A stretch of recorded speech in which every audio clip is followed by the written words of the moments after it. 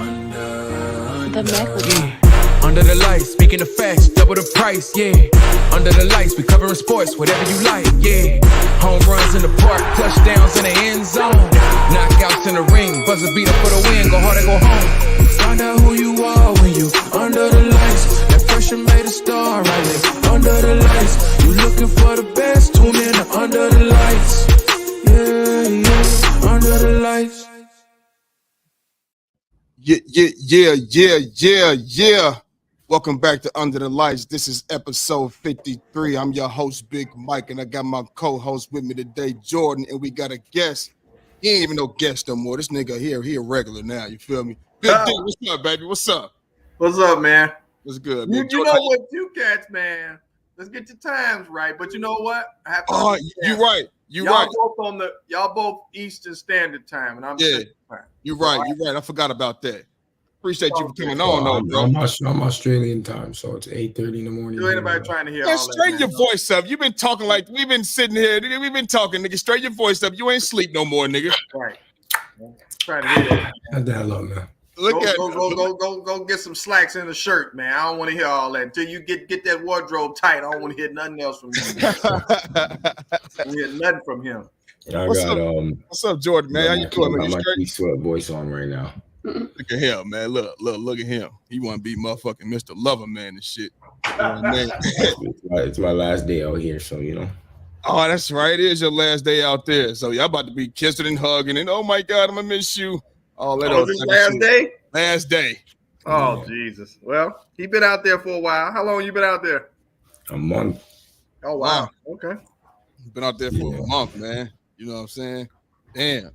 Well, we're going to go ahead and jump right into this terrible weekend for us, Man. at least. This terrible weekend of football, you know what I mean? The first weekend of wild card NFL football. You understand? We're going to start with the Philadelphia Eagles from last night. The Eagles, man, the season is over, Donovan. It's over. We lost in the playoff game to the Tampa Bay Buccaneers, 32-9 on the road in Tampa Bay, 32-9. What are your thoughts on this game, and what's next for the Philadelphia Eagles? Go ahead, my thoughts on the game, bro. To be honest with you, I think we both knew going in that, bro. I mean, we limped in, right? We limped in. You know, Jalen Hurts been hurt pretty much the entire season for the most part, right? Yeah. Right. The defense, I mean, as I said, you know, last time, the defense ain't shit, bro. The defense ain't shit. Like that front four, yeah, we got some pressure back there, yeah. But as far as and Hassan, I mean, Hassan was out there flying bodies, but dude, that secondary is fucking trash, and that includes Big Play Slave. That includes him. Yeah. They just came out. I mean, they showed some fight I watched the whole game. So they really didn't show any fight, in my opinion, until the second half.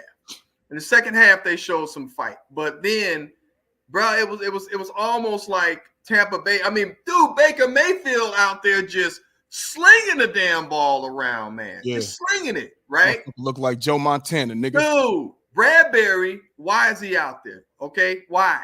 Don't even get me started. And you a Pro Bowler? Did he make the Pro Bowl 1 year or something like that? Last year or some shit, but that Pro Bowl shit don't mean nothing. That's just like horrible, bro. The NBA. That shit don't mean nothing. He's horrible, and so you know, Big Mike. It means you're at least good.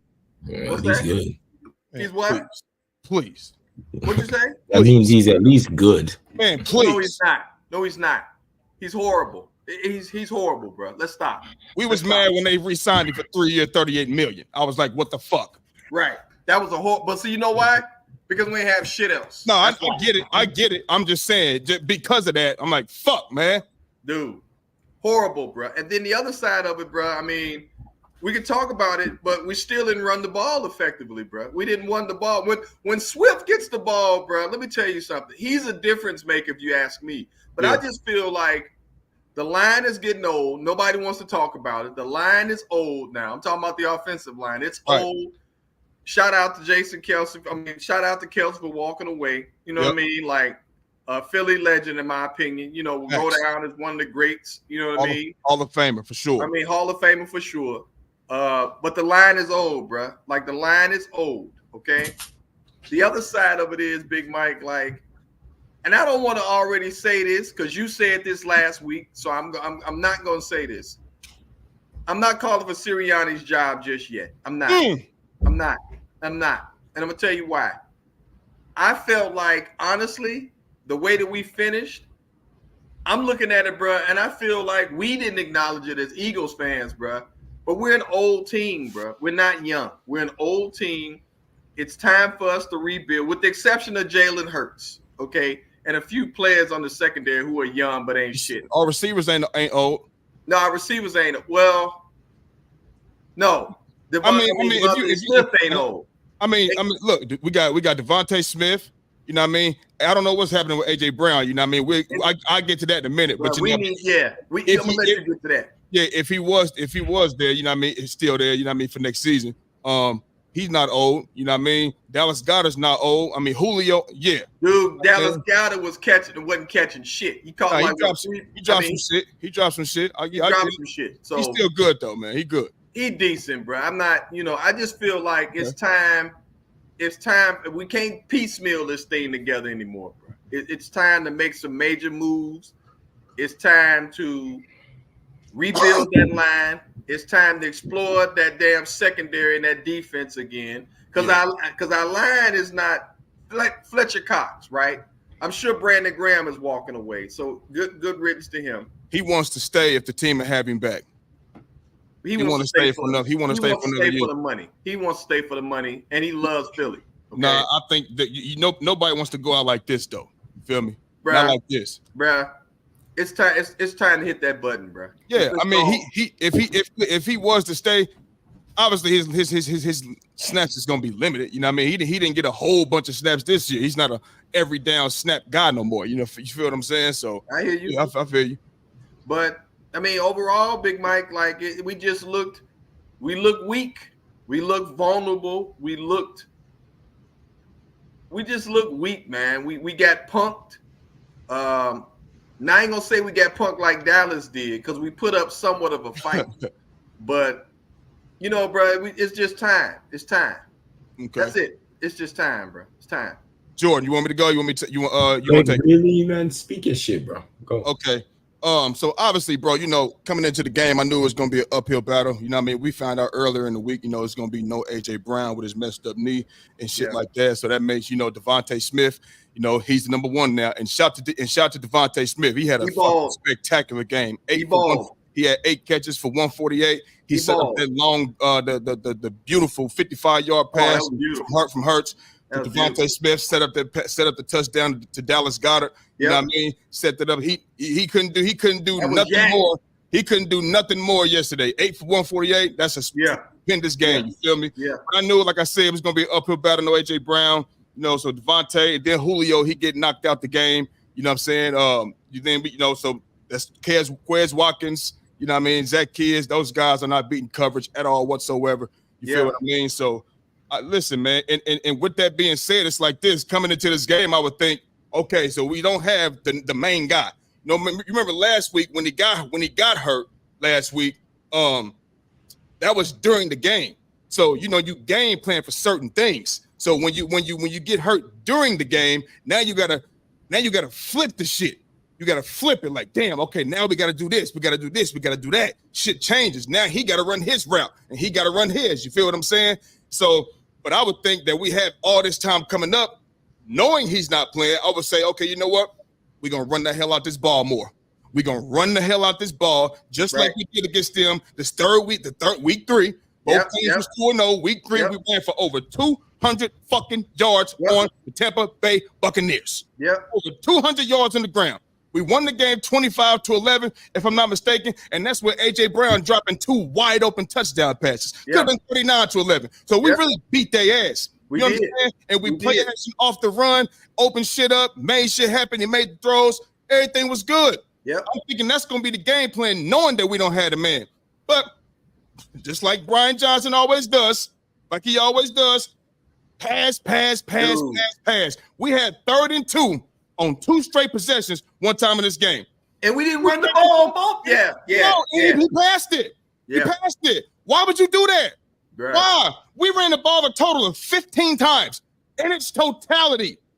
15 times over the course of a game, and we got DeAndre Swift back here. You know what I'm saying? I don't think he's coming back, bro. He might not, Big D. He might not. You know what I'm saying? Especially if he think Brian Johnson's gonna be there, or motherfucking the defense is gonna still be doing what the fuck they doing. You feel what I mean? So, like I said, man, listen, and this is the thing. This is the thing.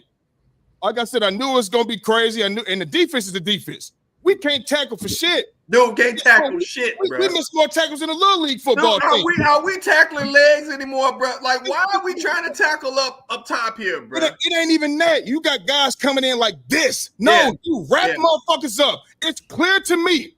It is clear to me that tackling is not on the Philadelphia Eagles schedule during practice in the summer. You can't be. Well, how about size, Big Mike? We don't have any size either. Man, bro. hey, we Big don't D, have Big any D, fucking size. put your motherfucking body into these men. Bro, we ain't got no size. That motherfucking receiver last night was 165 pounds. And we couldn't get his ass. But did you see how he tried to arm tackle him, bro? That's because they don't want no smoke, man. The linebackers and the DBs don't want no smoke. When I see big play slave, I don't want to say a son. No. I'm saying, listen, the front four, I'm good with that. I would like more pressure. I would like that, like we had last season. But that's because Josh Gannon had us doing different shit. He was switching shit up. He had the stunts and all that. We missing Hargrave. I mean, we could probably use him. We could probably use him. But I'm not saying our defensive line just did what. I mean, it's just because of him. You know, it was what it was. You feel me? That Josh Gannon had a big time play in what we did on defense because he was the coordinator. You feel what I'm saying? They don't want to play no defense. They don't want to. You feel what I'm saying? So what's next for Philadelphia?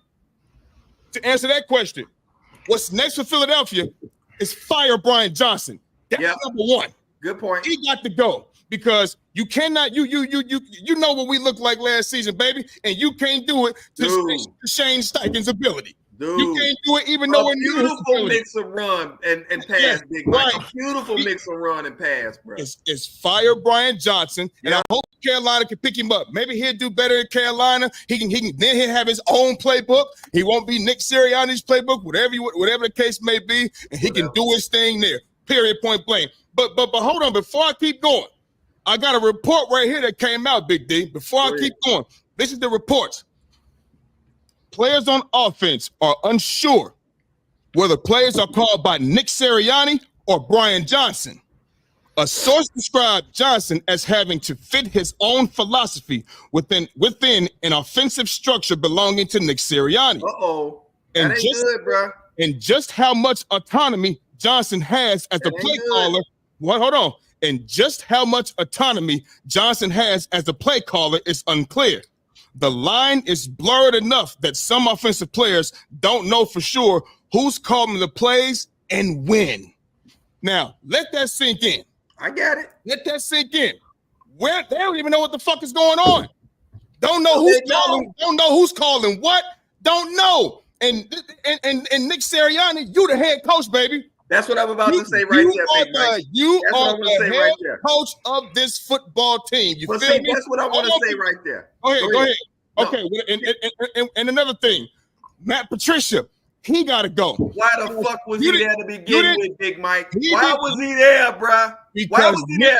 Because Nick Sirianni said he feels he needed to make a decision based on how our defense was playing, and he did anything to help us win. He did what he thought he had to do. That was horrible. First of all, we wouldn't even know who who Matt Patricia is unless he was wasn't up under Bill Belichick all of them years. That's it. Period, point blank. You know what this reminds me of? This reminds me of, remember when Luke Walton stepped in when Steve Kerr had the back surgery? You know, they went 39-4. Oh my God. And it halted him a job as the fucking Sacramento Kings. That was during the summer now. But still, no, this was in the season. He went 39-4, and he got a job with the Sacramento Kings after that. And look, it was very short-lived. Just like Matt Patricia was short-lived when he got that job in Detroit. They didn't win shit. When they like 2-10 or something like that, they were horrible, dude. Big D. They were horrible. Listen, the Detroit Lions ain't won a playoff game since 91. He didn't change shit in Detroit. Dan Campbell, he changing shit. So Matt Patricia, that didn't do nothing for us. He got to go. And listen, let me tell you like this right now. Nick Sirianni, this is me because me and Big D, me and you talked last when we was on this show. Now, this is what I want to ask you because you told me, hold on, let me get a little drink. And don't you bring this Vrabel shit up, man. Don't you bring up Mike Vrabel because I know you're going to do it. I know you're going to do it. Big D, you told me that when you get a new coach, you said when the first 2 to 3 years, it's time to go win the Super Bowl. If not, you got to go. Okay? You got to go. Now, and you also said, what have you done for me lately? When I brought up Mike Vrabel. You remember that? When I said that. And I said, well, hold on.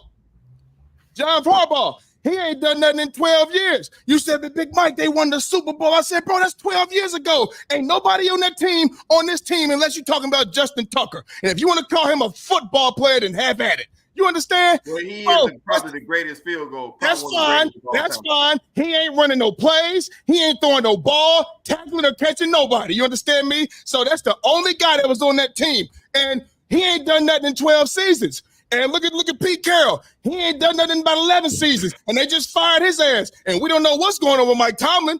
We don't know.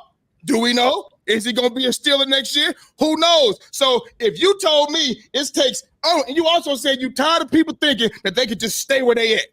They could just stay where they at the same time. So all these coaches that haven't been fired and they've been here all these years and haven't won nothing, or they won something 12 years ago, whatever the case may be, and what you also telling me that within the first 2 to 3 years, it's time for the coaches to go if they didn't win the fucking Super Bowl because the revolving door does not stop. Well, this is Nick Sirianni's 3rd year.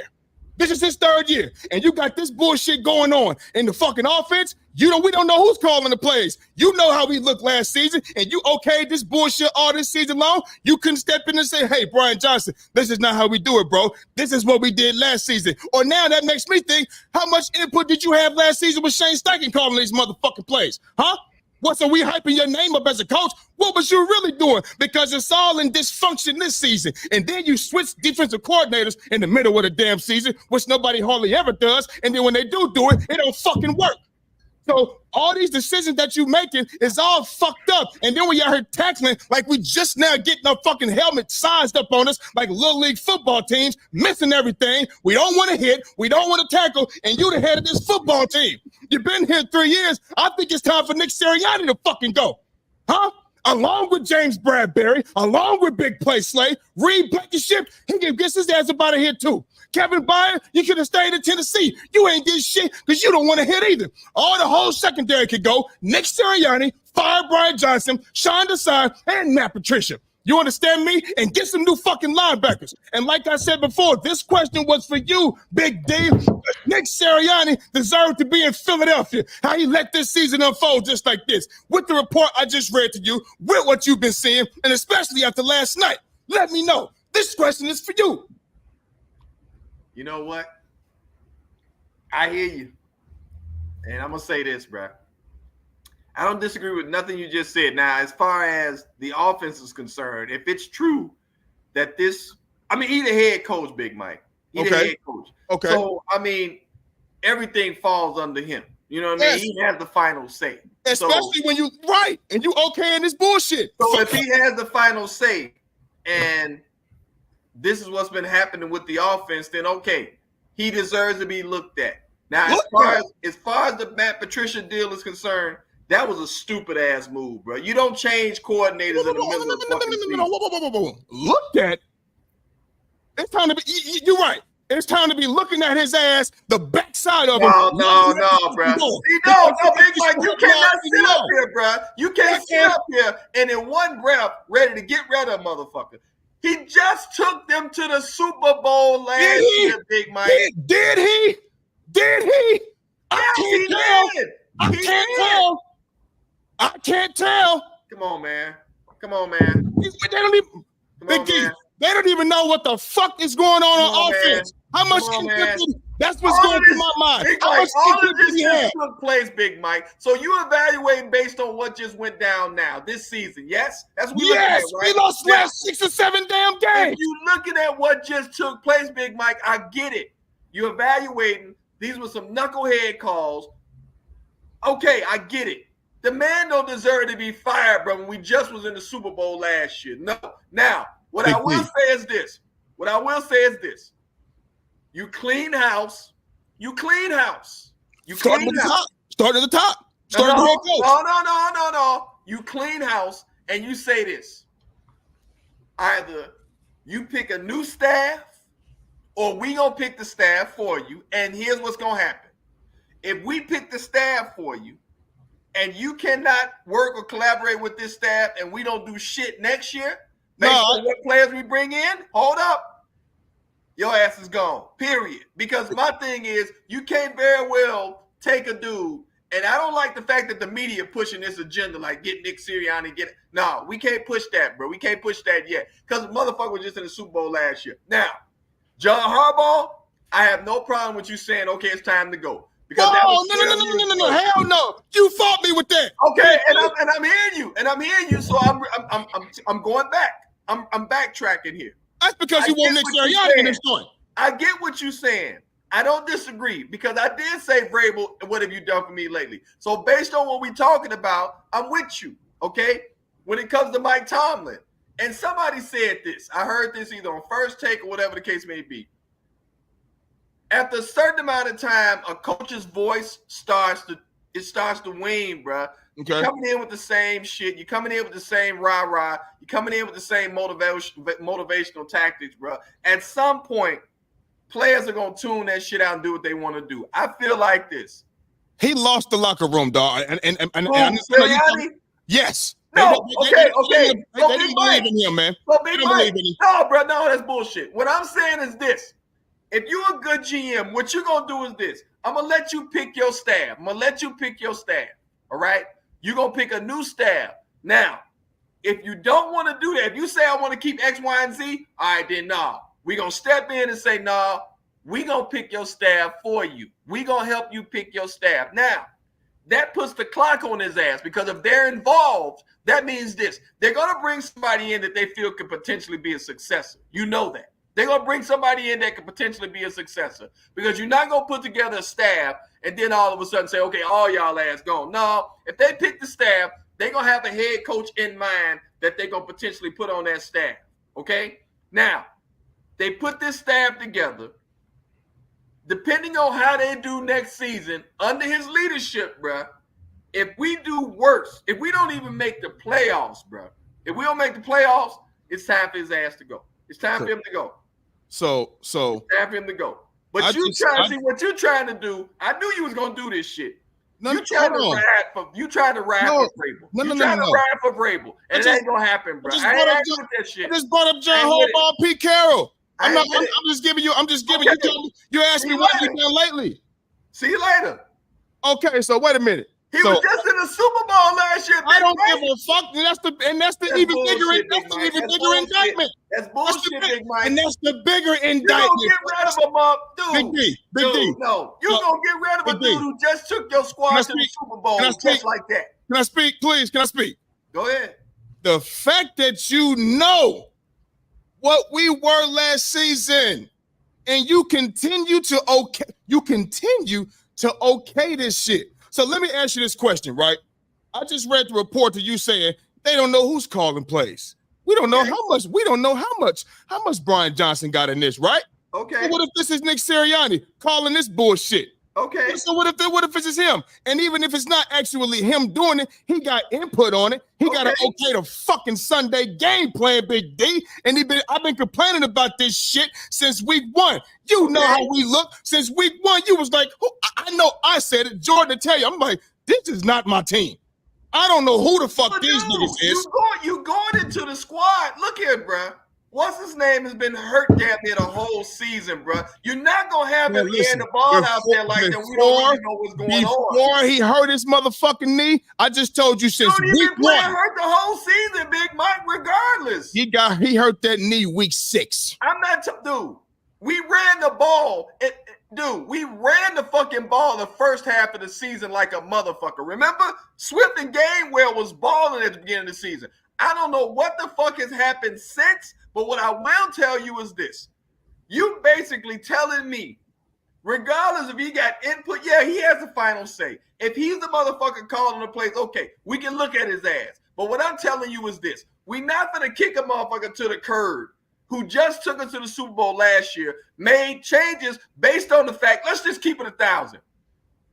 He basically looked at that damn defense this year and like, look, I got to do something because I know our defense ain't shit. Our offense is good. Our offense is solid, supposedly. But I don't know what happened there, right? But you okay in the shit. Brian Johnson, you okay in the shit? And defense ain't been shit all year, Big Mike. So he had to do something. He tried to do something. The shit didn't work. How about do something with that fucking offense, them play calls? How about that?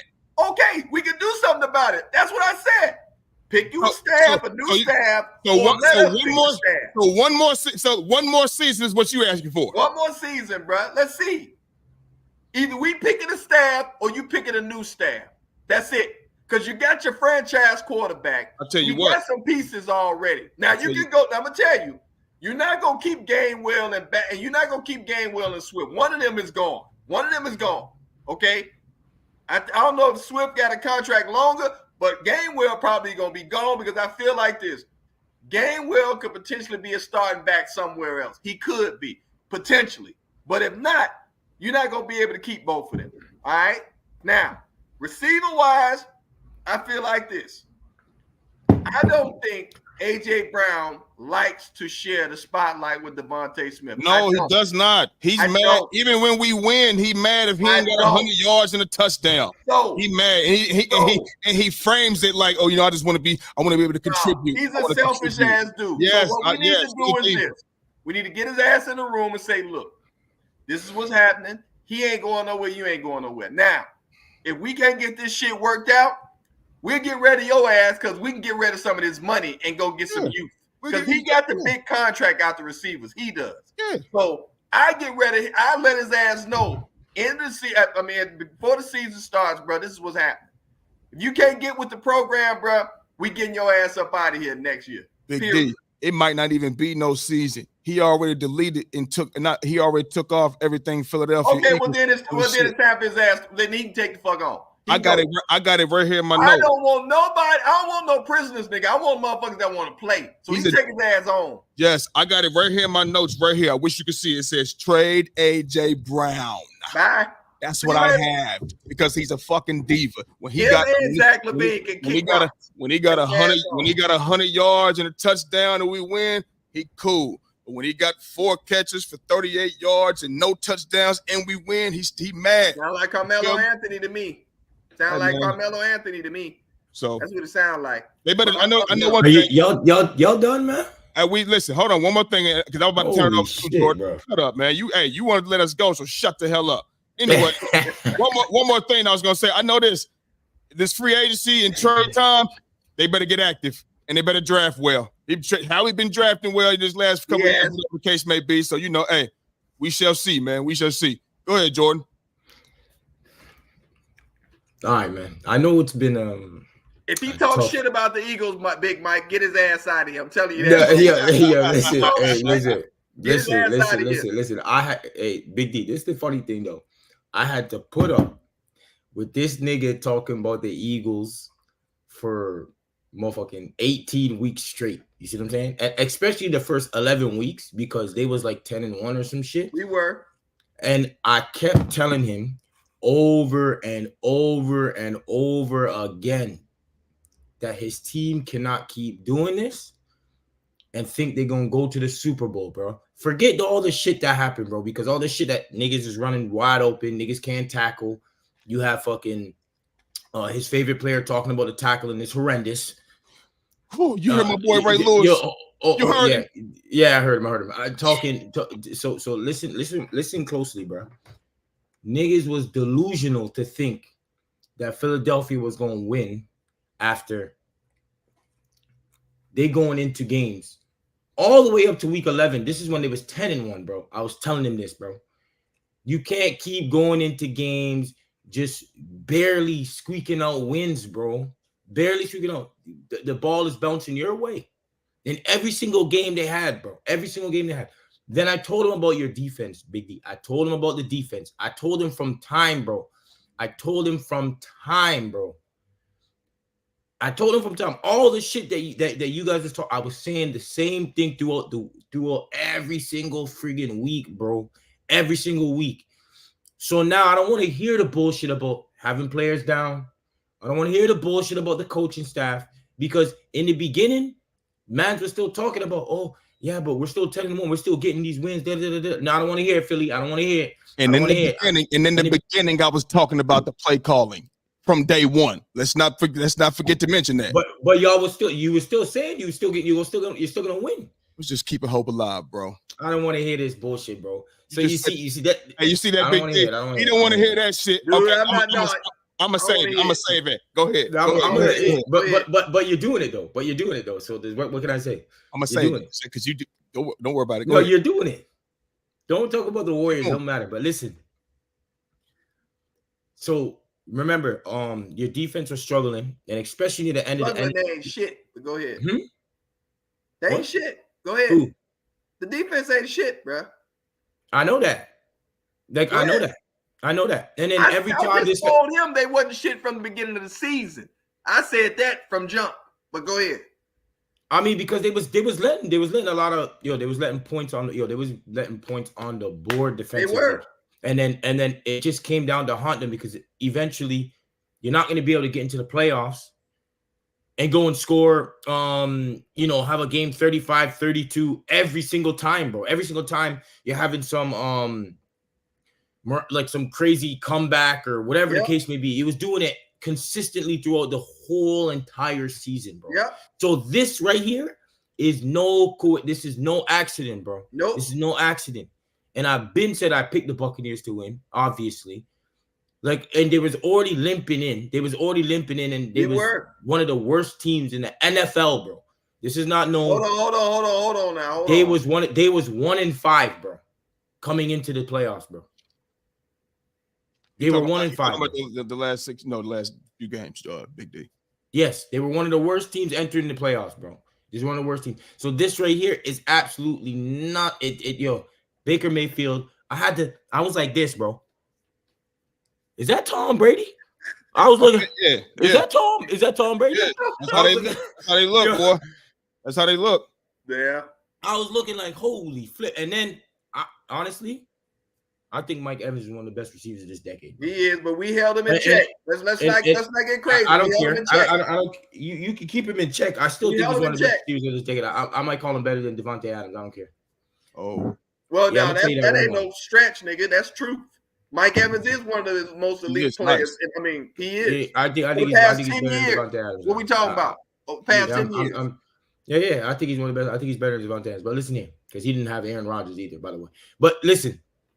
Okay. And the similar stats and everything. But so it's obviously you had Tom Brady out there. I'm gonna call him Tom Brady. He was the only target for years too, though, as well. Big Mike, he didn't put up them numbers, bro. No.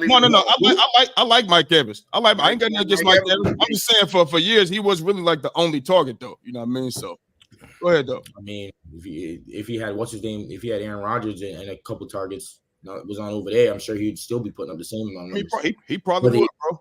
Right. Yeah. So that don't mean nothing. But so he ain't D-Hop. What? He ain't D-Hop. I don't know what you were, It don't matter. All I know is that this game, honestly, the thoughts on this game, it's nothing that I already knew. I already knew this was gonna happen. Y'all was not winning any game entering into the playoffs. Your defense was trash. You guys, the tush push can't work all the time now. The tush push can't work all the time.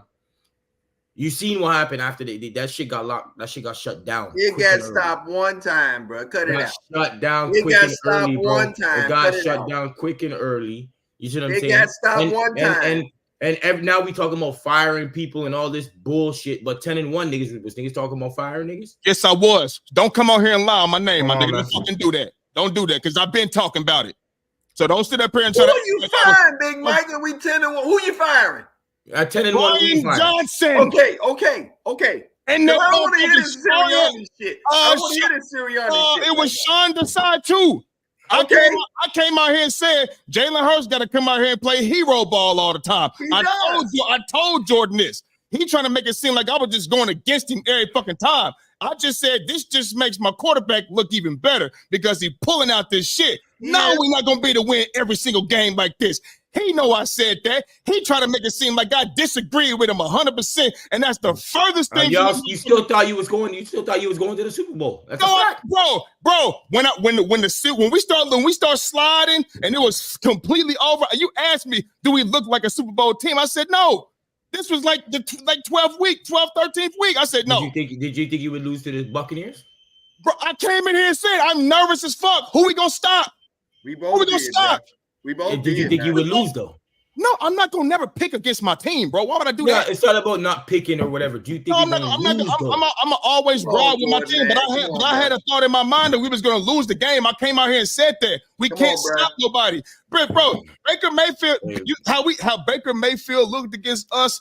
That's not an accomplishment. We are terrible on defense. We're terrible. Everybody was looking like Peyton Manning against you guys the last 5 minutes. It got worse when Matt Patricia got in the fucking in the lineup.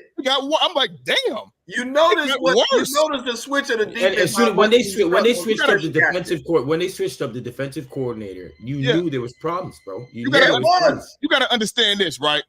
So we come from Josh Gannon last season, right? Now we got a new defensive coordinator. We with him for 12 weeks. So we know what he want to do. Yeah. Now we got to switch that. Now we got to learn all of this shit from Matt Patricia. We got to learn all of this shit that he want to do. New signals, new signs, all of this shit, new verbiage. Bro, that's too much in football. It's way too much to learn. It's confusion. It's dysfunction. That's why people all over the place. You don't really know what's going on. Matt Patricia it's just like Shane Steichen and Brian Johnson. It might be the same playbook. Maybe it is. But they do shit way different, and he gonna add his sauce on it too. And when Matt Patricia adds his sauce, it's always sour. He wasn't calling the plays in New England, nigga. That's Bill fucking Belichick, man. That's Bill Belichick. Did you see what he looked like in Detroit? Terrible. He ain't good. When they hired him, I was like, what the fuck did they do that for? He ain't nobody. Real quiet too. Right. He ain't his ass in there real quiet. He ain't nobody to just go out and go get. He's not. Like I said, if he wasn't under Bill Belichick, we wouldn't be talking about Matt Patricia. That's just what that is. It is what it is. Yeah. So anyway, this shit was not. My thoughts on this game was we knew this was gonna happen because your defense been struggling. Y'all couldn't stop anyone with a fucking cold. Y'all was so it was unbelievable, to be honest with you. We already knew that he was going to be just throwing it to one wide receiver because he would do the same thing when AJ Brown there. So it's not nothing new over here. It's not nothing new over here. The same wide receiver. Yes. I hear what he's saying. Yeah, you know exactly what I'm saying. Yeah, he did get fixated on AJ Brown quite a bit. I think after that little disagreement on the sideline for a few games, you know what I mean? He kind of, I said, see, I don't like that shit. That was AJ Brown. That was AJ Brown. Yeah, that's that diva shit. You know what I mean? And that's when Nick Sirianni, you gotta get that in check. You the head coach. You gotta have a no ego team, man. And just AJ Brown is just his ego is, you know what I mean? He a diva, man. So what's next for Philly? Honestly, Philly's not one of the elite teams.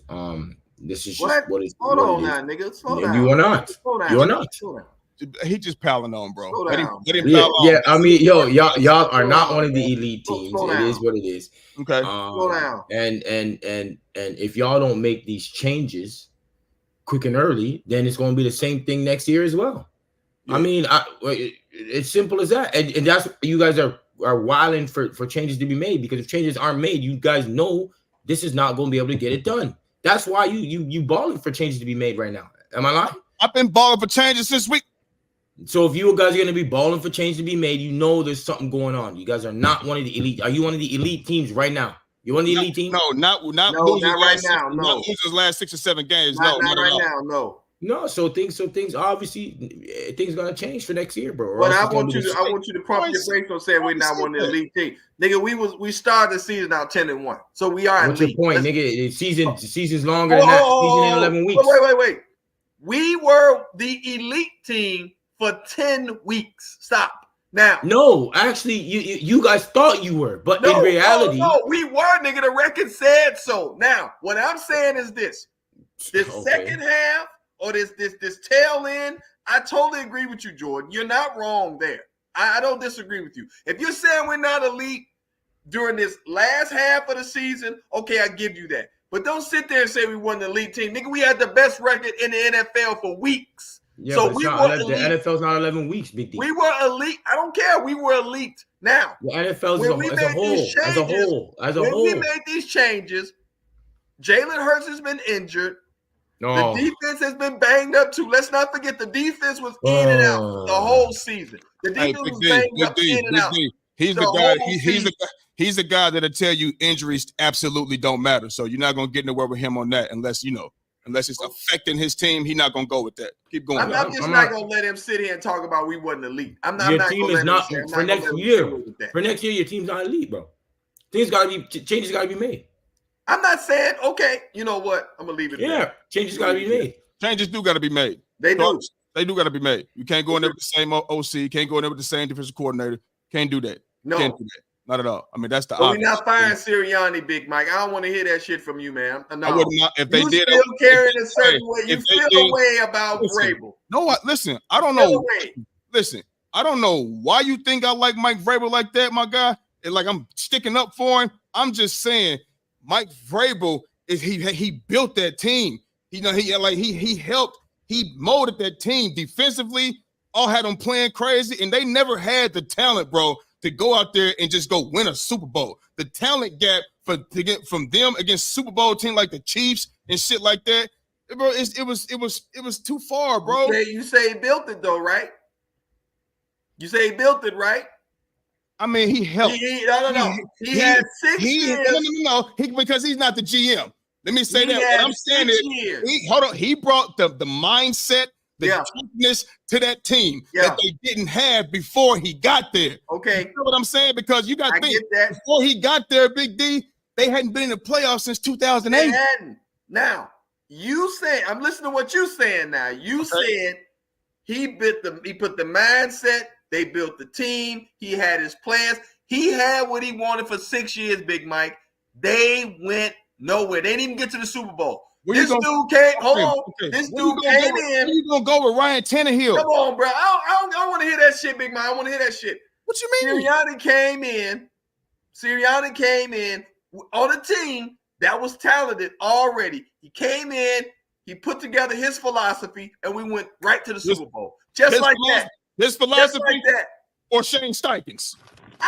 Dude. Or Josh Gannon's. Come on, man. If his philosophy look like this season. We're not gonna do this, Big Mike. We're not gonna. You know what? We're not gonna do this. We're not. Because we'll wait and see what happens. Because like I said, his philosophy look like this season. Okay. Look like to me. I don't like this philosophy. So I don't either. So let's give him a year and see what he does. Let's give him a year. It is what it is then. So moving on, man. The Buffalo Bills advanced to the divisional round after beating the Steelers 31-17. They moved their game to Monday. You know, there's a bunch of snow going on over the weekend in Buffalo, New York. I'm talking, it was that was a real blizzard. Yeah, it was. You couldn't see nothing. They had a travel ban, all of that, and they was paying boys $20. Paying boys $20 to come out there and shovel. You couldn't see that. Couldn't even see. You feel me? So, what was your takeaway from that game? Holla at me. What was your takeaway from that game? Go ahead, Jordan. Honestly, I think we all knew that probably Buffalo was going to win this game. I think that, Josh Allen, great game. And that's the thing with Josh, right? Like you think Josh is probably going to go, he's going to have one of them stinkers. It's never an in-betweener with him. You get me? It's always, he's going to have it's rather sky high or it's rather below the ground. You feel me? So like Josh Allen was balling out with his legs in the air. Man threw for 203 yards. Man had a QB rating 121, man. 3 touchdowns, bro. The man was balling out. That run that he made was impressive, to be honest with you. That was cold as hell, bro. 52 yards. Yeah, that was cold as hell. Everybody on the receivers or tight ends, everyone was getting busy. I thought honestly Pittsburgh, from watching the game, they played fairly well. You know what I'm saying? I think it's not like they were horrible. You know what I'm saying? I think they were better than I expected, to be honest with you. Like I thought they was gonna get their ass blown the fuck out, but there was some was it them that had that questionable call where I was like, it's difficult because they can run the ball and what's his name wasn't playing horribly. You know what I'm saying? It's just I thought that maybe they could have ran it a bit more. I would probably say, especially in the cold like that. No. But Buffalo. Yeah. Okay. Yeah. But I think that they played quite well. Like I think Buffalo, if they play a better team, it's going to be a bit different. You know what I'm saying? And that's why I think when they play KC, it's going to be a game because KC can run the ball and their defense is good as well. Plus they got Pat Mahomes back there and ain't Randolph. So, you know what I'm saying? It's probably going to be a bit different. But my takeaway from it was Josh Allen, man. Josh Allen, he seems that, he can have good games in the playoffs. He also could have horrible games, but this one was one of his good games. And I have to give credit where it's due. You know what I'm saying? Like he was absolutely balling out. And that's the Josh Allen in Buffalo that you don't want to see, to be honest with you, because they can go out and beat any team if you ask me. Yeah, any team. Yeah, I agree. Yeah. So my takeaway is, listen, I'd rather play Kansas City than play Buffalo. So I'm gonna need Kansas City to bust their ass. So hopefully we can go and take care of business against Houston and take out KC. Get me? So you rather see Josh Allen than Pat Mahomes? I'd rather see Pat Mahomes than Josh Allen. Fuck that. I'd rather see because Buffalo is coming into this playoffs as the hottest team in the NFL. Every game been a playoff game for them. Yeah. So I don't want to see them. And Kansas City, it's like sometimes they fucking can't score, bro. Like they have problems scoring. So it's like if they have that issue, and sometimes we go through those laws too sometimes. So like I feel like our defense will be able to get, we'll be able to step it up. It went while they're not scoring as much. I think we can help hold them even lower. And then they can't really our offense is off the chain at the moment. So that's who I want to play. So you know what I'm saying? I just shout out to Josh Allen for balling out. The Buffalo Bills defensively, they played well. Diggs, everyone doing well out there. Josh Allen was amazing, to be honest with you. So I can't I have nothing else to say about that. Go ahead, Big D. I mean, he said it. I mean, he pretty much summed it up. He said it for me, man. I think I'm not a big Josh Allen fan. I respect his talent, and I think people need to stop being so fascinated by when he run the ball. The dude can run, man. He can move. He ain't no slow, sneaky, fast. Nothing. He can move, and he's smart when he runs the ball. Is he a running quarterback? Yes. No. He's not. Oh, he's not. No, he's not. Oh, funny. Okay. He's not. No, he's still in the pocket, but he picks and chooses when he wants to. Lamar Jackson is a running quarterback, nigga. So stop. Don't be slick. Whatever, bro. Yeah. Don't be slick. Josh Allen ain't a running quarterback, but he kick off too, but it's okay. He's not. He can throw the ball. He can stand back there, read the defense, and stand in the pocket and throw the ball. So let's stop. So can Lamar. He cannot. Yes, he can. What are we talking about? He cannot. So have you been watching this year or no? Have you been watching this year? He cannot. Stop. Have you been watching this year? Yes or no? Nope. I don't need to watch. Okay, so then don't sit here and try and tell me that he doesn't do that. You have to at least watch the games, bro. Okay. Like I said, he cannot. Anyway, I mean, you said pretty much what it is. I'll say this. Buffalo is a dangerous team, but they only going to go so far. That's how I feel. I think, unless – did Laporta play? Or what is it? You talking – that's Detroit. Talking Detroit. Yeah, I mean, they only going to go so far, bro. I'm not – okay. I'm not a Josh Allen fan like that. I don't really, I'd be real with you. I don't bang with Buffalo like that. So, Okay. All right. Good luck to him. Go ahead. So my takeaway from the game, Jordan, he basically said what I was gonna say about Josh Allen. He can be if he up, he is up. When he down, he is down. Yeah. You know what I'm saying? So, I mean, this is I'm about to take a different approach a little bit to what y'all said too, though. Because I mentioned last week about TJ Watt not playing in the game. You did. Mentioned that he's a game wrecker. He's a game changer. He wins games. The Pittsburgh Steelers are in these playoffs because of TJ Watt. He has won games, second game winning sacks, causing turnovers. He's relentless. He changes the game. He got that LT effect, man. I'm not saying he's Lawrence Taylor, but don't tell me he ain't got that Lawrence Taylor effect on this game. And he can go out there and shut it down. You feel what I'm saying? And with him not playing, I said, because that next man up shit, you can't replace that. I get the game must go on because, so obviously the next man is up. And I'm looking at this game like Josh Allen, man, he ain't really getting hit. Ain't nobody hitting him. Ain't nobody tapping him. You know what I'm saying? Like TJ Watt is in this game. This game could be different because the Pittsburgh Steelers was moving the ball. They were running the shit out that ball, bro. They were. You know what I'm saying? And they made the plays. But Mason Rudolph, Mason Rudolph, he's a game manager. Pickens didn't play bad. Pickens didn't play bad. Just don't turn the ball over. And I love George Pickens. I love George Pickens. I always watch George Pickens. You know what I'm saying? And then they got Deontay Johnson, number 18. Speedy, he's fast. He can catch and run after catch. You know, I'm like, man, if TJ Watt was able to play this game, we could be looking at a totally different outcome. It's not guaranteeing nothing. I'm just saying, man, what we know that he could do, you know what I'm saying? On that football field, getting after the quarterback, it could have been different. But my takeaway was also Josh Allen. He was just one of them days for Josh Allen. You understand what I'm saying?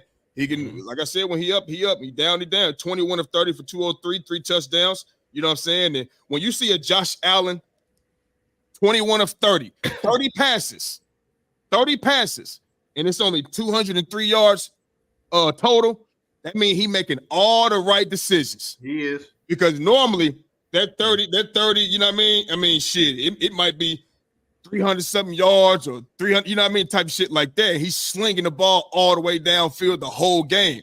This time, he looked a little different. He wasn't doing too much. If it was open like that when he hit, was it Kincaid? I think he hit Kincaid or Dawson. I want to say it was Kincaid down the middle of the field. The two safeties split, hit him right at the middle of the field. That was a deep ball. It was open. He took what the defense gave him. You know, he played smart. And when it was time for him to run, he cut up out that joint. You know what I'm saying? So that's my takeaway from the game. He too. ain't no running quarterback, and he runs the ball just as much as motherfucking Lamar Jackson. Yeah, listen, you can keep trying to make Josh Allen is a thrower of the football, he bro. Throw the football, yeah, he is, but he also he came in like that, bro. He came in slinging the ball. Okay, so hold on. He makes dumb decisions. He makes dumb decisions with the football. He does. So I never said he don't. He leads the league in turnovers. He makes horrible throws as well. He does all that shit. Nobody's denying that. Okay. You so fixated on trying to say because people call Lamar a running quarterback. You so fixated on trying to make your point for that. Josh Allen came in a gunslinger, bro. Did Lamar Jackson come in a gunslinger? The thing is, he can sling that shit though. He can sling it. Listen, Lamar Jackson has a rocket, but his best asset from the time he came in the league was running the ball. That's why being able to run the ball because one of the fastest players in the NFL. The thing he did best was run because he had major accuracy issues, man. He came in accuracy. Why do you keep talking about accuracy, bro? Man, you so fixated. You be so butthurt when somebody call Lamar that or somebody. Because I'm sick of the narrative. I'm sick of the narrative. Don't say it to him no more. Don't say it to him no more. Don't say it to him no more. He getting his feelings, all of that type of shit. No, I don't. I'm not. Am I mad? Am I mad? I'm just trying to talk football, baby. Don't say it no more, okay, Big D? I'm just trying to talk football. I ain't got nothing to say, man. Don't say Lamar's a running quarterback no more. Don't do it. Okay? I'm just trying to talk. Just leave it alone. We telling you, This is big. You have your opinion. That's fine. Okay. I'm trying to shut that shit down. I told you that you asked me if Josh Allen was a running quarterback. I don't believe he came in slinging, and he came in running. And they were saying that he can't continue to do this. They were saying that he can't continue to do this because he also can get hurt. But the thing is, what they do is, if Lamar Jackson does it, they're saying, oh, he can get hurt. But Josh Allen, when he does it, and he does it way more aggressively, like a Cam Newton type dude, he's more likely to get hurt. Because he's got the size. Because he plays. That don't stop you from getting hurt. That don't stop you from getting hurt. No. I'm not saying that. But what I'm saying is when he runs, if you notice when Josh Allen scrambles out the pocket, him running is a last resort. And he's also looking at where he is on the field. He's paying attention to where he is. Listen, Jordan. What I'm saying is pinballing niggas over. Like, what are we talking about? And that's what he has the size. He plays like that. He's physical. That's who he is.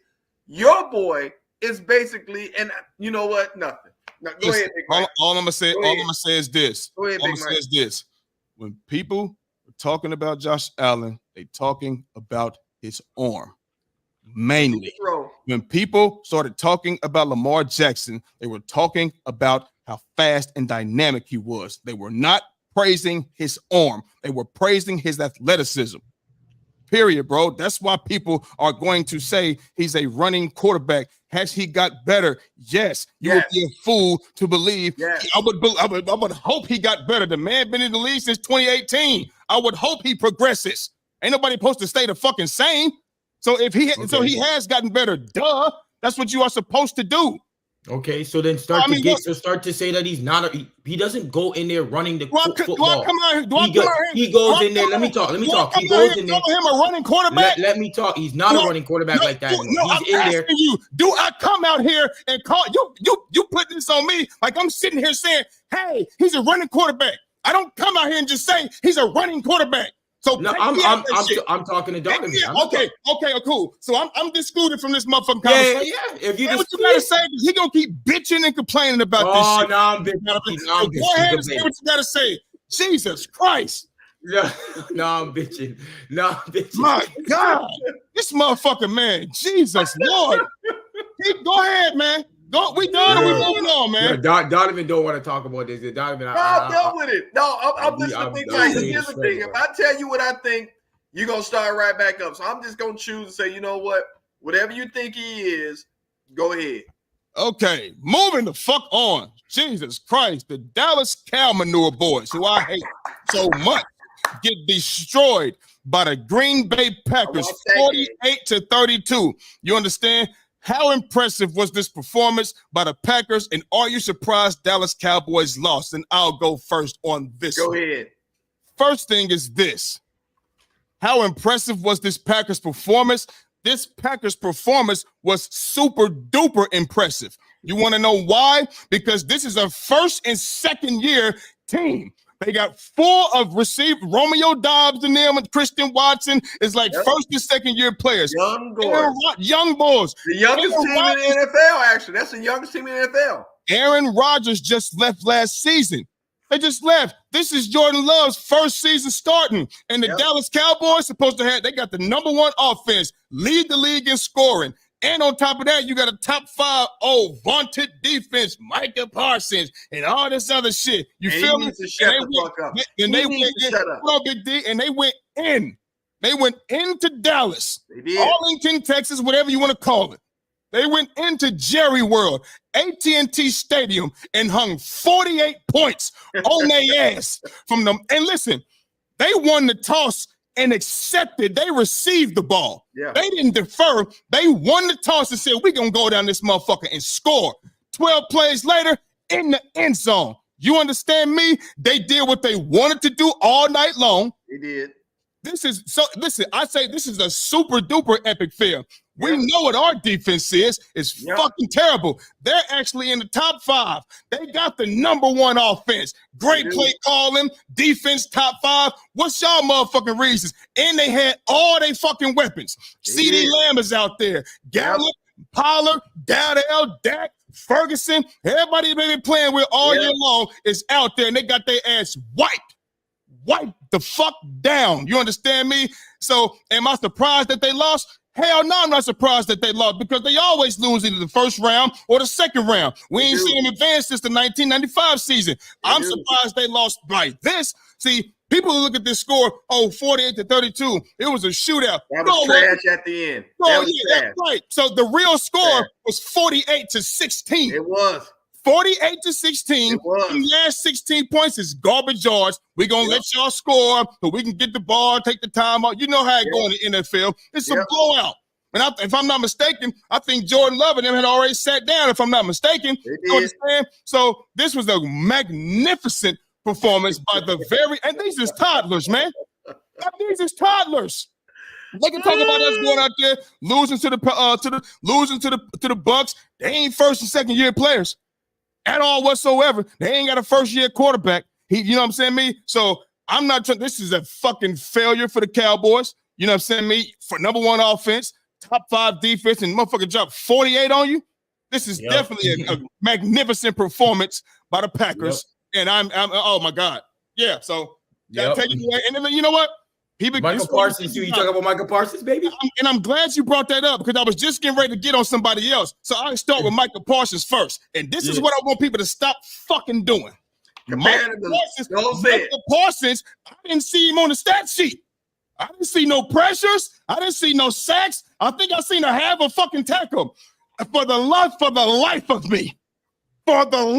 me, I wish people would stop putting him in the same sentence as Lawrence Taylor. Just say it.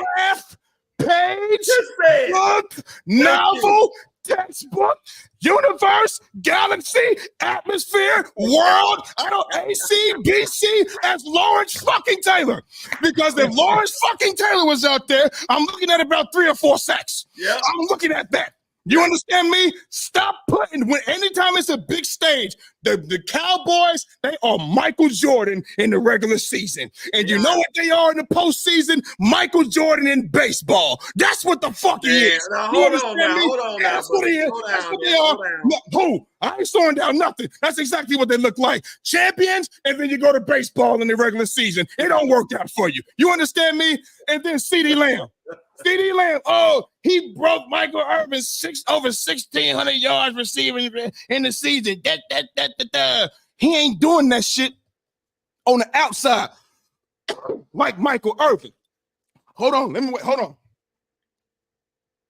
He ain't getting them numbers on the outside against the true number ones like Michael Irvin. You understand me? Michael Irvin going against true number ones. They ain't moving him around everywhere in the slot against the third and fourth corner. Let me tell you. Let me give you an analogy of what I think about CeeDee Lamb. You have to go play basketball, and you got 3 courts, right? You got this court right here. These are the dogs. Yeah. These are the dogs right here. And then this, see, that's the true number one corners. Right. And on this second court right here, man, these dudes is really good. They are good. You understand? They're trying to get over to that first court. They're trying to get to that first one. But guess what, though? They real good, too. They may not be as good as this guy's over here. They're really good. And you got that third court. They ain't hitting no nothing. They ain't never gonna make it to the first court because as soon as they get in the second court, they going to fuck home. Their ass walk and go right. When I see CeeDee Lamb on the first court, you understand me? He don't get no money on the true number ones. When I see him on the second court, he don't really do nothing against them guys either. But when I see him on that third court, he look like motherfucking Randy Moss. He look like Jerry Rice, Terrell Owens, every motherfucking body that came through this bitch. You understand me? So I cannot give you number 1 top 10 receiver praises for doing this shit on the third court. If you was on the first or second court doing this shit consistently, then I would give you praises. But when I see you on that first court, you're average, baby. You're average. So all this records he done broke, all this bullshit, I don't put no stock into it. Because like I said, these guys is doing it. Go look at Randy Moss numbers. Go look at T.O. numbers. Go look at motherfucking Marvin Harrison numbers. They ain't getting it from the slot. They're getting it on the number 1, true number 1, and number 2 really good corners out there. And CeeDee Lamb don't do that. And where was he at that night against the goddamn Packers? Where was he at? Them yards he got was garbage yards. They were. Garbage. You understand me? So I don't want to hear nothing about it. Magnificent performance by the Packers. These boys is overrated, and I wish they should stop coming out saying, how about them Cowboys? Because they think the 90s was they think the 90s was yesterday. It was yesterday, but no, they think the 90s was 24 hours ago, and it ain't. I have a question for you, big Philly and yeah. Because I think everyone goes to, we already know the defense, coaching, all that stuff, right? And how the offense stalled out, you know what I'm saying, when it mattered the most, and how they always fumble and all that. But let's talk about Dak, bro. Yeah. So I have a question. Do you guys get rid of Dak, or you continue? You guys, no, don't put you guys in. Oh, I mean, like, would you like what would you do with Dak? Do they get rid of Dak, or are you continuing with Dak? Who you bringing there? Listen, they got Trey Lance on their roster. Maybe they think Trey Lance could do what Jordan Love did once Aaron Rodgers left. Maybe so, but if it me personally, I hope they keep Dak Prescott. I don't give a fuck what they do. Keep the motherfucker. I don't give a shit. He ain't gonna get you no goddamn where. You feel what I'm saying? It don't matter. He gonna keep. You don't think it's time for them to hit the button, man? You don't think it's time for them to move along? I tell you what. Let me take my fuck the Dallas Cowboys off real quick. I'm trying. It got back on my head. I don't give a fuck what they do. It just jumped back on my head. It's a magnet. I don't give a fuck what they do. Keep Dak Prescott. I don't give a shit. I can't even talk about that. I can't even fix my lips to say something that will help the Dallas Cowboys. I can't. It's too hard for me right now. It's too hard. So if they decide to keep him, congratulations. If you don't decide to keep him, guess what? Congratulations. I don't give a shit. Keep going. I will say this for the sake of Big Mike, you rolled. For the sake of the question, for the sake of the show, bro. If we're talking about money, he's scheduled to make over 50-something million next year. Yeah. Okay. I think what they're gonna probably do is go to him and we probably ask him to restructure his shit so they can go and get some other pieces. That's what I'm thinking they're gonna do. Are they restructure? Are is he gonna restructure to extend me again, or you just taking some of my money and say, hey, we're gonna take some of your money, but if you don't do good this season, we're gonna get you up out of here. It gotta be some type of they don't have to, because bro, here's the thing, right? If they bring him back next year, they're gonna have to give him that money. And I just feel like after the way they got their ass kicked and the performance that he put up, bro. Yeah. I just don't think Jerry want to pay him. I don't think Jerry gonna pay him that money. I just don't see it happening, bro. He might not, because Jerry, when he paid Dak, he said in the press conference that he overpaid. Yeah, he said it. Yeah. So I don't see him forking over 50-something million after this performance. Now, what I will say is, what if Dak say he not restructuring? Then he gone. But what I'm saying, here's what I do want to ask you. And again, no, I ain't asking you, Big Mike. I'm gonna ask Jordan because I don't want you to say shit about the Cowboys because I just don't want you to do it. Mm-hmm. If you get rid of Dak, Jordan, who you bring in there? I mean, you got Lance back there. You know what I'm saying? And you can trade. You could trade up in the draft and go get one of the young quarterbacks at. So if you go get a young quarterback, are you saying that we ready to start over again? We rebuilding, or what are we doing? Well, I mean, it's shit. Look at this. I mean, you just hoping that you could get a CJ Stroud. You know what I'm saying? I mean, but so what if they get rid of Dak and CeeDee Lamb, he up a contract, and how they view him as this top receiver. Oh, he gonna make $30 million. And Micah Parsons, how they view him, he's about to be each player that signed, they gonna get higher. He's about to be the highest paid defensive player in the history of the game, probably. You feel? Unless he just says he gonna take a pay cut. Listen, CeeDee Lamb ain't no bum. I never said you said that either. Like CeeDee Lamb, he deserved to get his money. Don't get me wrong. Like, don't even get 1,700 yards. He should get some money. Okay. He a good receiver. You know what I'm saying? Yeah, he's definitely I ain't gonna say I would want him on my team. I'm not gonna act like I won't want him on my team. He's a good receiver. He's not top 10 to me, not at all. He's not a top 10 receiver in the league right now. Listen, like I said, I can't give you. This is me. My opinion means nothing. It's all opinionated. It means nothing. Everybody got opinions like assholes. You feel me? All I'm saying is this. I don't see you get no money. I just said it. I don't see you get no money out here. So I know that. I see you getting money on these guys who is not as good as those guys. So you're a good corner, but them slot they ain't doing nothing. There's not no challenge. I mean, how you get your money is how you get your money. You know what I'm saying? That's fine. That's cool. But if, like I said, I tell you what, he on that third court getting money with them boys. He ain't on the first court. No, I hear you, but what I'm saying is this: if who else was in the slot? Remember when we was having that wide receiver thing? I think it was Fitzgerald that you guys said that Fitzgerald. And people still put him as a top 10 receiver all time, top 5 receiver too. But so what I'm saying is, if I'm a quarterback, you see what I'm saying? Honestly, I just want my players to be open, bro. I don't want them to be able to catch that football when I throw it to them. And if he can do that, don't matter where the fuck he is, bro. Listen, this is what I want you to understand, Jordan. That is fine. Use him however you see fit. But when you come to putting these guys at the top, how can I put you at the top when you're not killing or getting the money against the top players? That's all I'm saying. You can't tell me I could go to the YMCA and average 30 a fucking night. And then when I get over here with y'all, it's down to 15. Am I still the same guy? Because I don't see those numbers from CeeDee Lamb against top corners. I see those numbers against guys that's not the good corners. That's all I'm saying. Congrats to the Dallas Cowboys for moving him around. They fucking better move him around because if he do stay out there, you ain't getting no fucking production. And that's a fact. So shit, that's all I'm saying.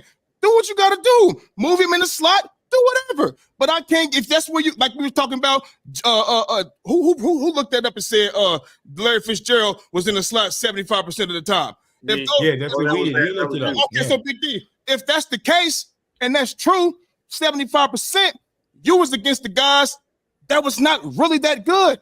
Well, you were against linebackers for three-fourths of your career. Yeah. Obviously, if you're catching the ball a lot, they're going to say that. They're going to look at you like that. You feel what I'm saying? But damn, I can't do that. Not me. Yeah, I mean, how about Tomlin is staying for one more year? Just so you know, Tomlin is staying for one more year. Okay. He got that 1 year on his contract. So you know, I think when it comes to that, not to get off subject, the Pittsburgh Steelers will give him that option. They're not going to just fire him or get. They only had 3 coaches in 60 years. Yeah. Chuck Noll, Bill Cowher, Mike Tomlin. Yeah. You feel me? So that's not an organization that does that. They bring in the right people, the toughness, the mindset, and bring that. You know what I'm saying? And after that next year, they will give him the option to just walk away and do things on his own. Or, hey, let's sit down and let's do. They're not going to fire Mike Tomlin. I doubt it. But go ahead, Jordan. No, so it's. Listen, man. You probably mentioned about top ranked offense. I know you probably mentioned about they top 10 defense. They're the number 1 offense. Let's make that very clear. Yeah, number 1. And then they had like a top 7 defense, if I'm not mistaken. They had the second best receiver by the numbers. They had the best quarterback by the numbers. You know what I'm saying? They had supposedly they have the best owner. You know what I'm saying? They got all these things that they got. You know what I'm saying? And the thing is for me is that what's his name be talking a whole lot, during the season. What's that? Michael Parsons.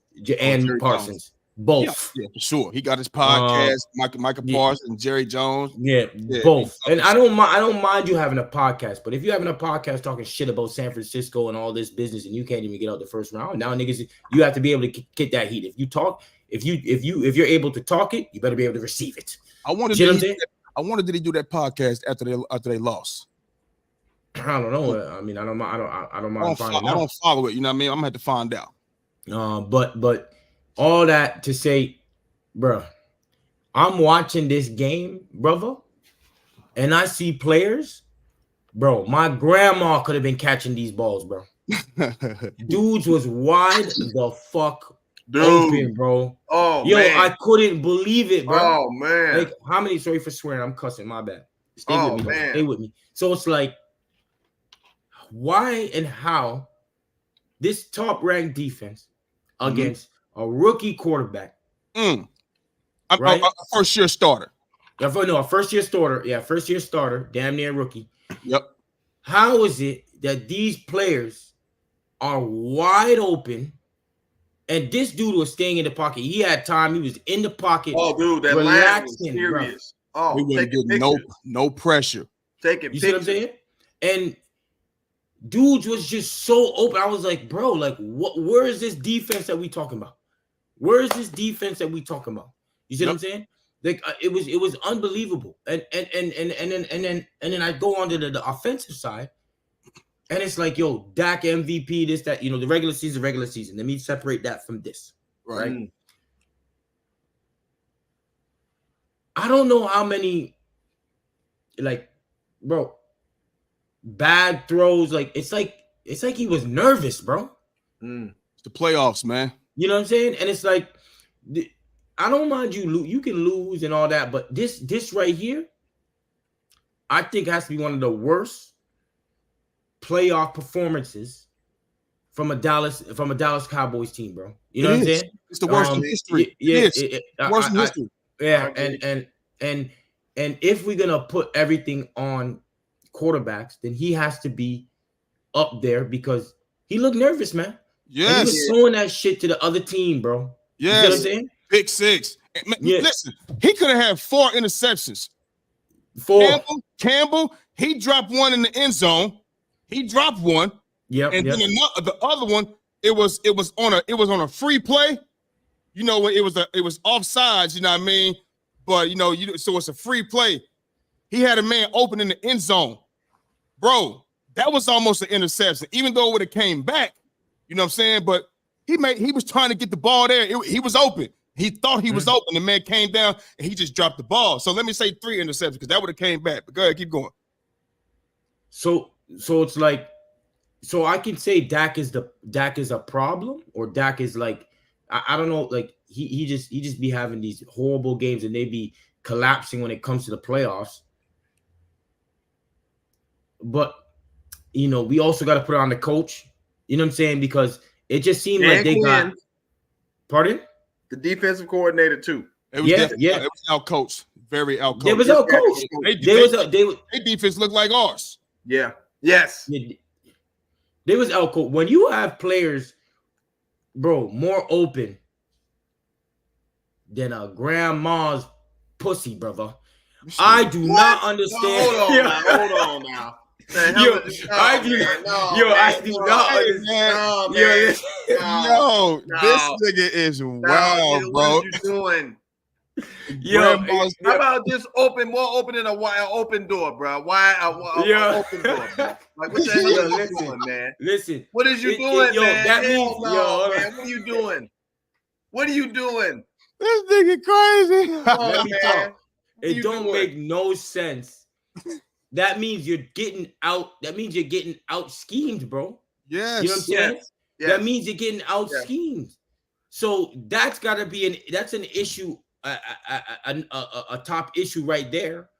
Plus you got Dak that they have to have. They're gonna have to have some. They're gonna have questions now because, and don't get me wrong. Like Peyton Manning had struggles in the playoffs before he got one. You know what I'm saying, and all that. Like, don't get me wrong. Like, it was on Peyton Manning heavy. They was on Peyton Manning heavy. So Dak has to get that same type of, because he be having great regular seasons. Yeah, you see what I'm saying? They always win games. Yeah, and if it wasn't for the new thing, they probably wouldn't be in the playoffs. And damn sure they wouldn't have had that. They went undefeated at home, 16-0. You see what I'm saying? For that game. Yeah, so it's like, this is unacceptable, brother. This is unacceptable. 37 points a game at home. Yeah, this is unacceptable, bro. So something has to change there, and it's gonna have to come from the top. First of all, Jerry Jones gonna have to come into these preseason, come into these things, and shut the fuck up, bro. Yes. You see what I'm saying? This man 80-something, 81. He's stuck in his ways, bro. I know he is, bro. He's gotta just shut up and let his team play, bro. He's never gonna do that, Jordan. I think he does like 1 or 2 radio shows a week, bro. You've never seen an owner. Did you see the press outside the locker room waiting for Jerry? You don't see that shit, man. You don't see owners with their own fucking radio show. You understand? Like, Jerry, dude, bro, listen to me. This is how deep it gets with Jerry. Jerry, all these owners, they got deals with the NFL and shit like that. he got his own deals, man. Yeah. He got his own deals with, like, you get tickets, SeatGeek and shit. That's Jerry. He got his own shit. Bro, he do shit his own way. It's always been like that, bro. He is stuck in his ways. It's not going to change. He's not going to hire nobody that nope. He's the GM, bro. Jerry Jones is the owner and the GM, man. Yep. He's not giving nobody free range like a Belichick. He's not giving nobody that. Nope. He's stuck in his ways. So all that, he got to be quiet. You can hang that shit up. It's over. Yeah, so things gotta change, man. And the Dak thing is just, CD, I don't want to talk about CD because Dak, it's just crazy how great he played in the regular season to some degree. That he came out and just laid one, bro. You know what I'm saying? Like, I'm not surprised. He just laid one, bro. And that's what they do. It's honestly, it's unacceptable, bro. You know what I'm saying? That's what it's unacceptable, bro. Because why is it so unacceptable, Jordan? That's what they do. The Cowboys build you up through it. That's why Stephen A talks all that shit and everybody else does. They build you up the entire season, regular season. They build you up. You got Cowboys fans coming out of nowhere talking shit, running their mouth the whole season. Now, I'm going to tell you what you pay attention to. You pay attention to the last 2 games of the year, right? Mm-hmm. Normally what happens with a Cowboys fan is this. They get real quiet going into the end of the season. They don't say shit. Them last 2 games of the season, I don't care what. If they could have blown the team out by 40, that when the playoffs start, dude, Cowboys fans get real quiet. I'm going to tell you why they get quiet. Because they know damn well when it's playoff times come through, they not winning shit. And I believe now they believe it and they know it. I didn't hear from now one Cowboys fan before this game started, bro. Not one. I didn't hear shit. I ain't hear, let's go Cowboys. How about, I ain't hear none of that shit. All I heard was Cowboys on. That's it. I did. But, I seen more Cowboy fans this time around. Like, literally, saying, fuck the Cowboys. I'm through dealing with these motherfuckers. Yeah. Do this shit every year, burning their jersey. Every year. Like, taking it out to the trash. Like, every year. Huh? I think they know. And here's the thing. I don't know. I think they know. But getting back to what Jordan said. He came over. He didn't want to get on this one, Jordan. He wanted to stay on the live. You got a boy that's a Cowboys fan? My bro. Jordan lightweight Cowboys playing when they playing the Eagles, but we ain't gonna talk about that. Because of Philly, bro. If this me and Philly been on it with I was saying the Baltimore the best team in the thing for the whole year. He was saying Philadelphia. The Cowboys fan quietly when they playing the Eagles. And anybody else he don't like, so he can stop. And you can tell he's a Cowboys fan. Zulima's a Cowboys. You can tell Zulima. You can tell Zulima she can go sit her ass down too with them Cowboys because she's a Cowboys fan. She can go sit down. All you Cowboys fans can go sit your ass down next to us and watch the rest of the damn season. Yeah, well, now you're gonna be watching us, bro. Now you're gonna be watching us. So pay attention. You know what? Whatever. Anyway, bro, when it comes to the Cowboys, man, it's this.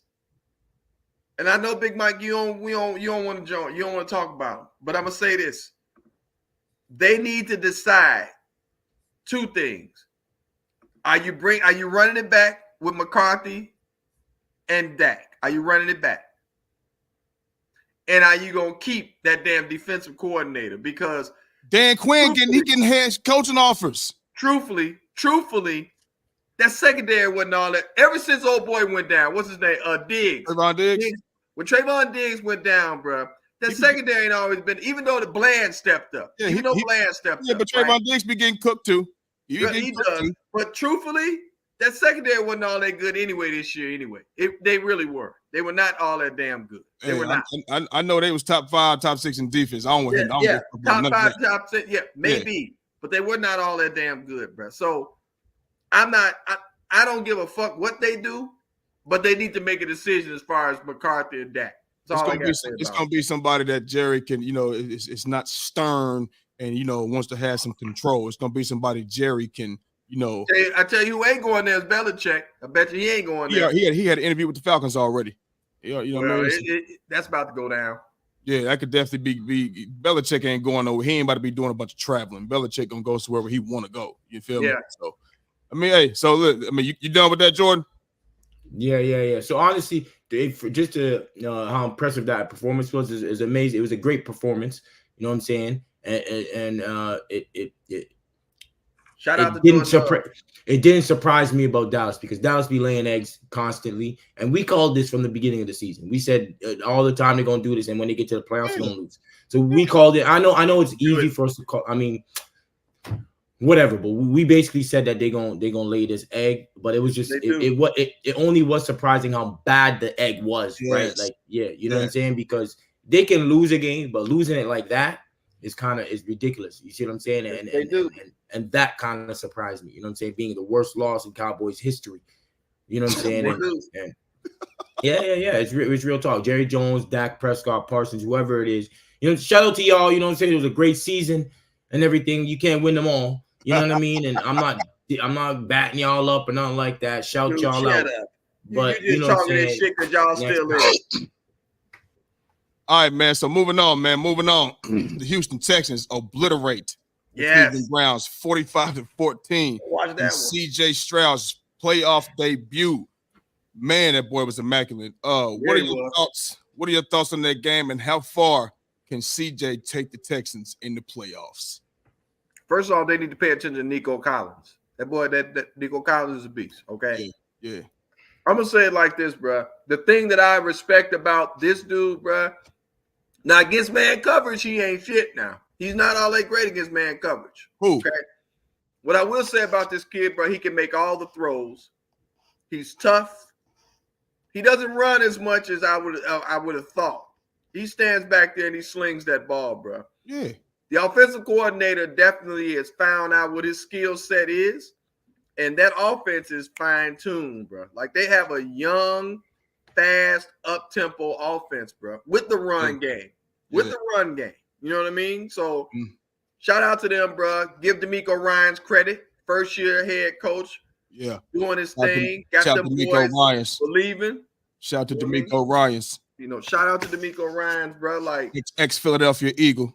Yeah, they came in there, bro, and handled their business with no fear. And Cleveland was supposed to have. Now let's get it right. Cleveland was what, top 3 defense? Well, they top 2 if I'm not mistaken. And you see how they played them. Myles Garrett showed up now. But I'm gonna tell you something. For me, I feel like this. A lot of these teams, bro, when we talk about these top defenses, whatever the case may be, only team I've seen that's got a top defense where I actually see it is San Francisco 49ers.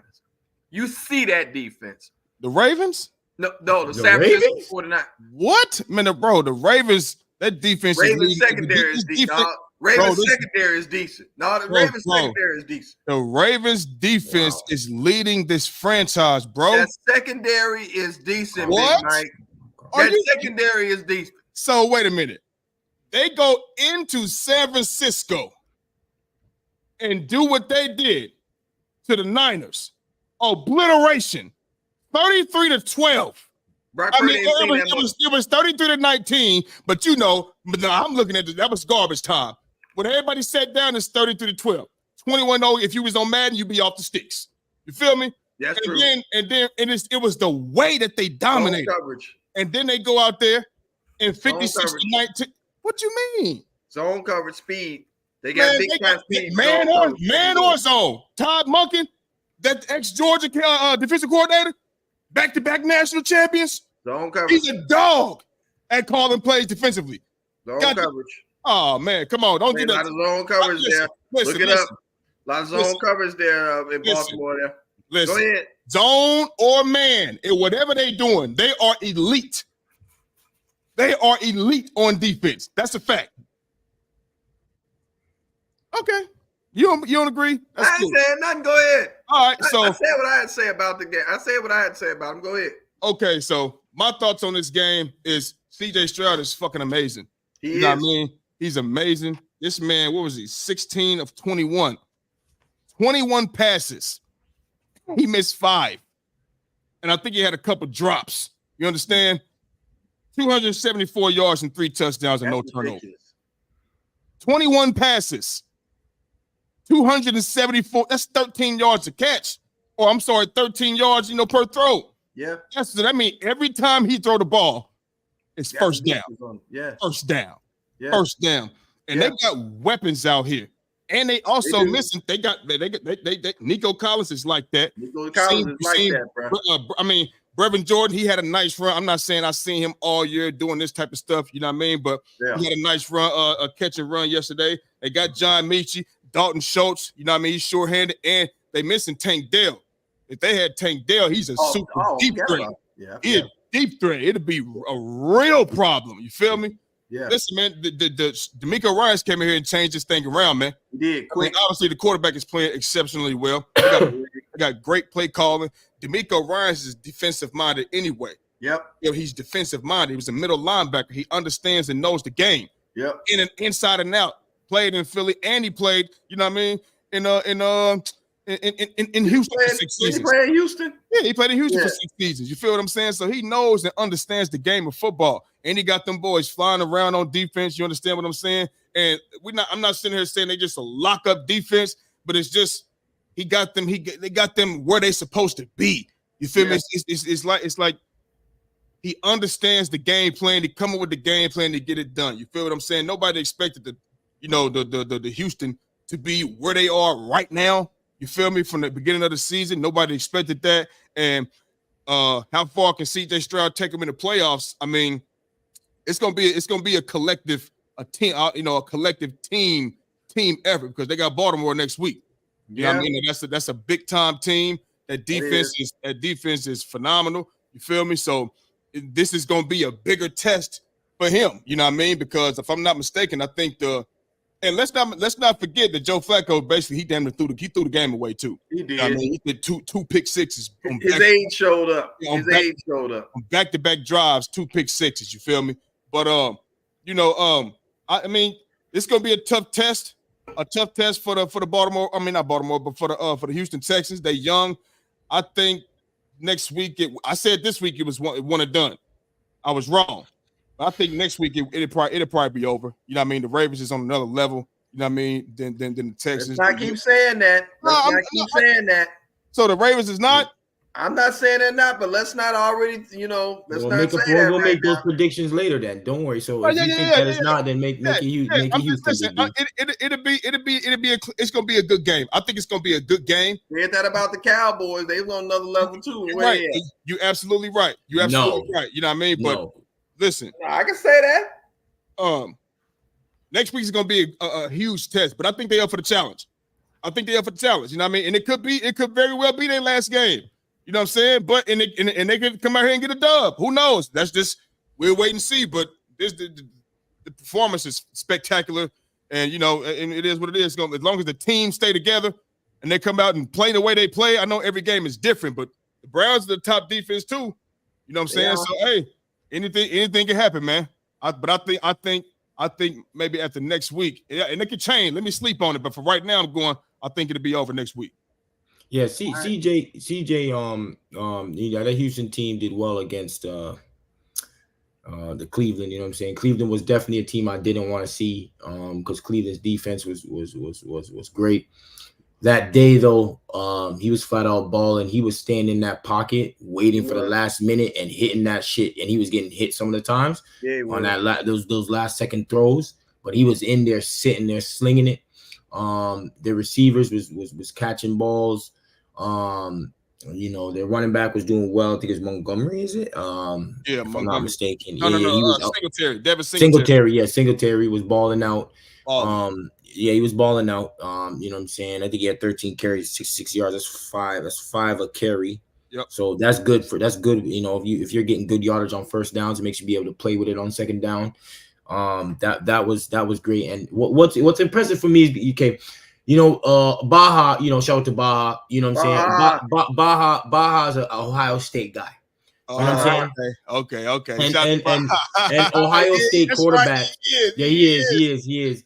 Ohio State quarterbacks usually, they don't do so well in the NFL. You know what I'm saying? So it's hard to say, these quarterbacks are going to be great in the NFL. It's hard. You know what I'm saying? It's not easy just to say, this player's going to be good.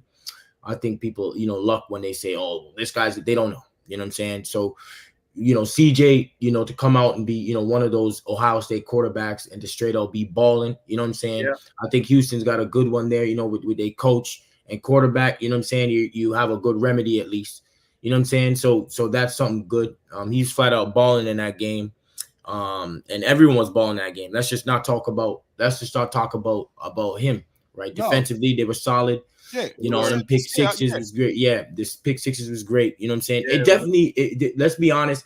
We all didn't think that they would win this game. You know what I'm saying? We all thought Cleveland was going to win because Cleveland's defense is a problem. You chose Houston because you wanted the Cleveland Browns to win. To lose. You didn't think Houston was actually going to win though. But still, I mean, you won that motherfucker.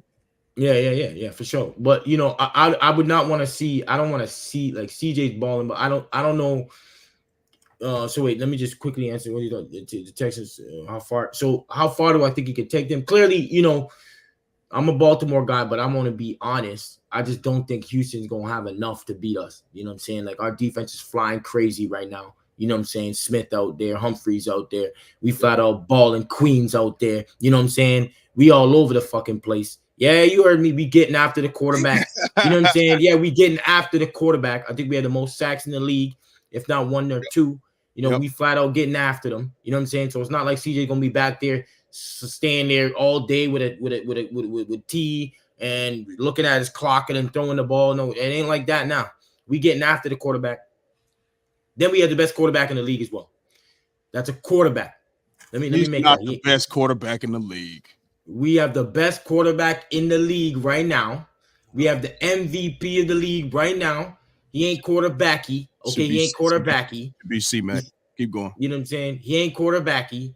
He is the best quarterback in the league. You see what I'm saying? Not a running quarterback. He's in there making throws. So that's your opinion. Go ahead. You see what I'm saying? He ain't running the ball 15 times like Josh Allen. You see what I'm saying? He out there throwing that bitch around, slinging it. You see what I'm saying? So he's going to have to face that beast. You know what I mean? They talking about it's difficult to deal with a beast like Lamar and the Baltimore Ravens. Plus we got Odell on the outside. We got Joystick out there. Yeah, you can look at me. You got Odell now. Oh, you were shitting on him. Oh. That doesn't mean I think he's a number one target. Keep going.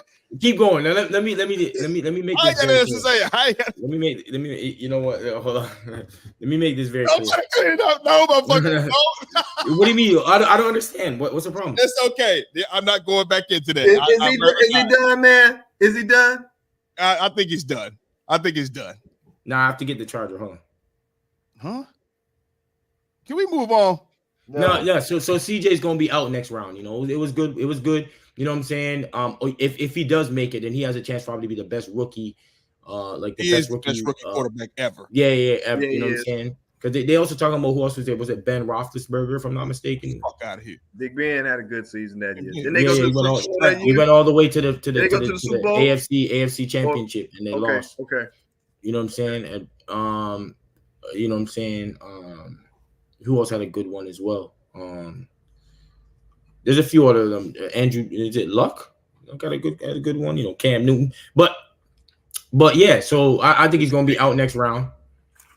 And you know what I'm saying? It'd be too much of an ask for him to beat that defense and the MVP of the league. Wait a minute. Ben Roethlisberger's first AFC Championship appearance was 2006. It was not 04 his rookie year. It was 06. Let's not try to make it seem like he's better than CJ Stroud. He's not.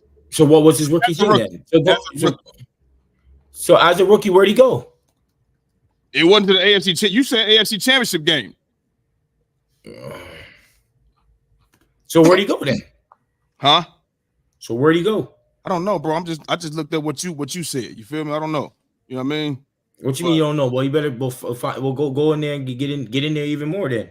For what? I don't give a fuck about Big Ben. He's out of here. CJ Stroud's the best rookie quarterback we've ever fucking seen. What are we talking about? It's not even up for fucking debate, nigga. Is he done, man? Yo, he was 13-0, man. Damn. Okay. He also had a vaunted fucking defense in Pittsburgh as well. And he came into a veteran football team. Let's make that very fucking clear. A veteran Yeah, I swear he played 2 games in the playoffs in 2004, All I'm and that looking they at was the right number here 1 is that seed. So if they was the number 1, that means all I'm looking at right here is that he has played in 5 AFC championship games starting in 2006, 09, 2011, and 2017. And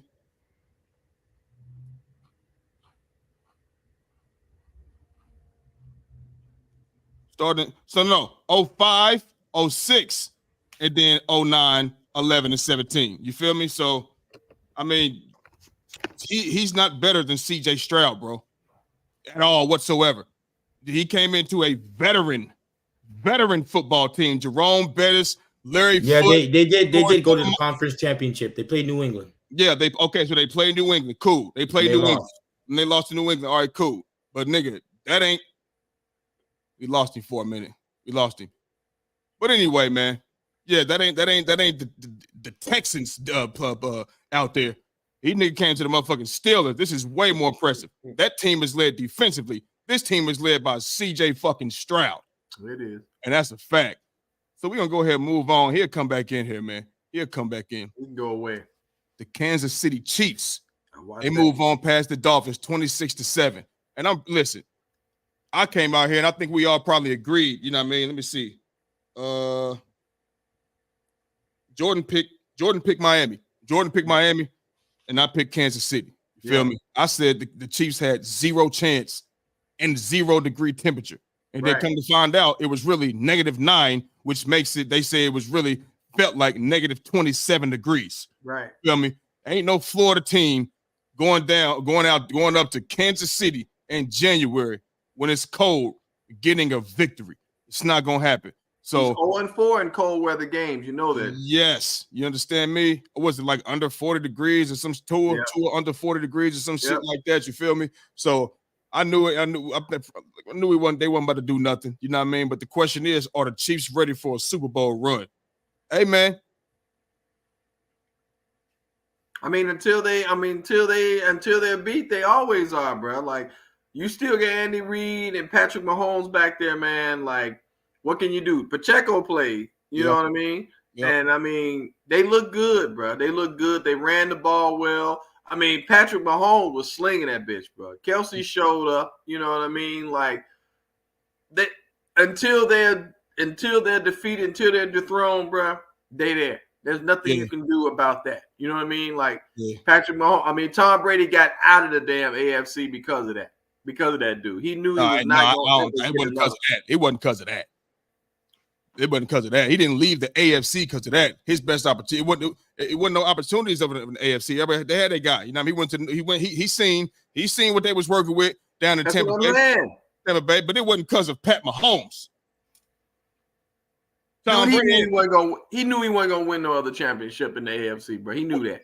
What I'm saying is this. He knew that. He's not leaving because, that's Pat Mahomes. I got to get out of this conference. No, it wasn't that. Absolutely not. What do you think it was? Stop, Big D. What did you think it was? You saying Tom Brady ran from Pat Mahomes. Dude, he knew that. Dude, he knew New England was not going to do shit else in the AFC. He knew that. That's why he got the hell up out of there, dude. He saw that. Listen, Bill Belichick wanted Tom Brady gone. And then Robert Kraft let him stay another year. I know that. But I'm saying, listen, this was them wanting Tom Brady out of the door. Tom Brady ain't just say, "Oh my God, that's Pat Mahomes. I'm getting out of the AFC. I'm going to the NFC." No, that's not his train of thought. Why didn't he stay in the AFC, Big Mike? Because somebody switched conferences. Why didn't he stay in the AFC when he knew? His best opportunity to win was in Tampa Bay. That's it. Yeah, no. He ain't leaving to get to the Super Bowl was in Tampa Bay.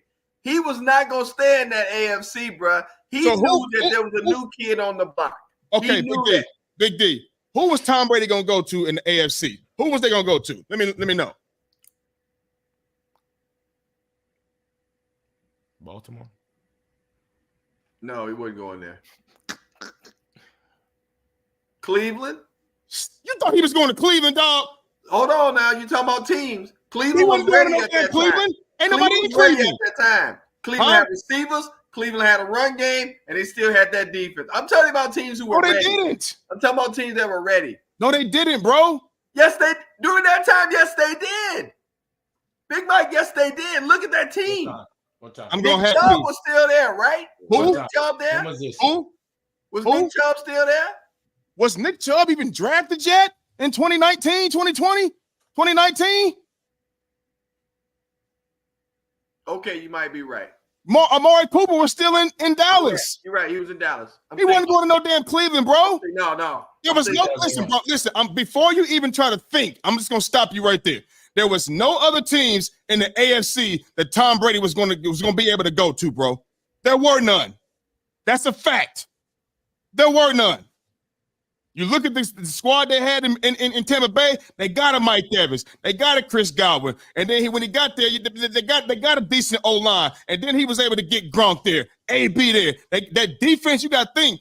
Tampa Bay Buccaneers have been sorry for years, bro. They was able to build their team throughout the draft. So when they got it, they got all these good guys on defense. They was everywhere. Tom Brady knew that. That's why he went.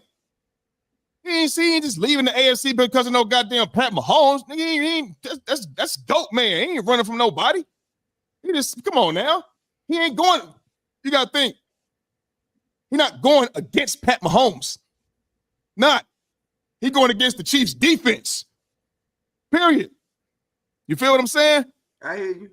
Come on now. And wait a minute. Who did the Bucks beat in the Super Bowl? They beat Kansas City. They beat Kansas City in the Super Bowl. Kansas City. Yeah. Beat him in the Super Bowl. What we talking about? You got to think I said he ain't going against Pat Mahomes.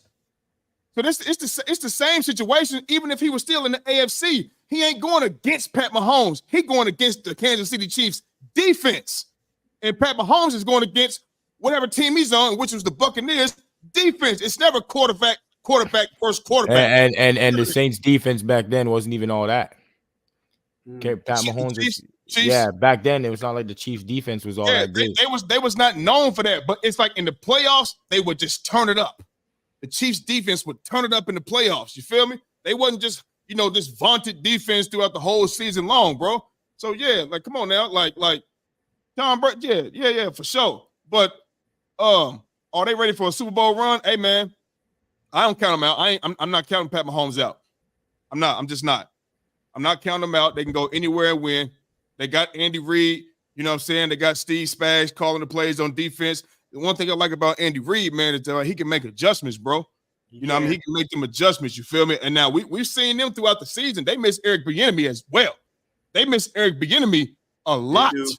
A lot. That was the offensive coordinator that's in Washington. Now, they miss Eric Bieniemy a lot because they don't look how they look. And that's how it is, man. That means you don't get lucky, you know what I mean, to move on and just he's going to be the guy. Whatever. All right, cool. You know what I'm saying? Because obviously Andy Reid do shit differently than Eric Bieniemy. You know what I'm saying? But they look good after this game. Obviously, we said the Chiefs. I said Jordan picked the Dolphins. I said the Dolphins had zero chance going down there in 0-degree weather. And like I said, we had to hold those picks. Remember, we had to hold those picks. No, we didn't. I got it right here. I know. I held on to that pick because I wanted to change it, but then remember we said that we wasn't going to change it, right? Because I stuck with Detroit and won that one as well. But anyway, you know what I mean? Bless you, my brother. Bless you. Like I said, I'm never counting out the Kansas City Chiefs. Nope, I'm not. So I mean, I think they're ready for whatever.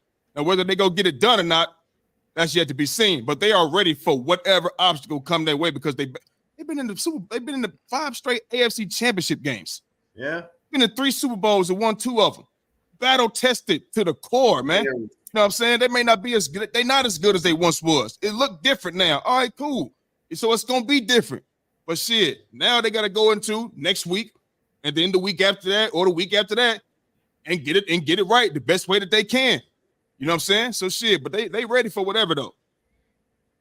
Go ahead, Jordan. All right, yeah, my bad on that one. You all good, bro. Laptop Didn't died, happen, my bad. Can't see the moves. So, the Dolphins, man, Kansas City, breezed past the Dolphins, man. The Dolphins, going into that cold weather, you know what I'm saying? You knew that shit was going to be tough. tougher than a motherfucker. I mean, sorry for cussing, my bad. Sorry about that. You can cuss, man. Yeah, We're I know grown. that. I know that, but you know, sometimes I have the little kids watching, so I don't want to. You know what I'm saying? Okay, Yeah, all right. Yeah, my bad, Hey, my kids. bad.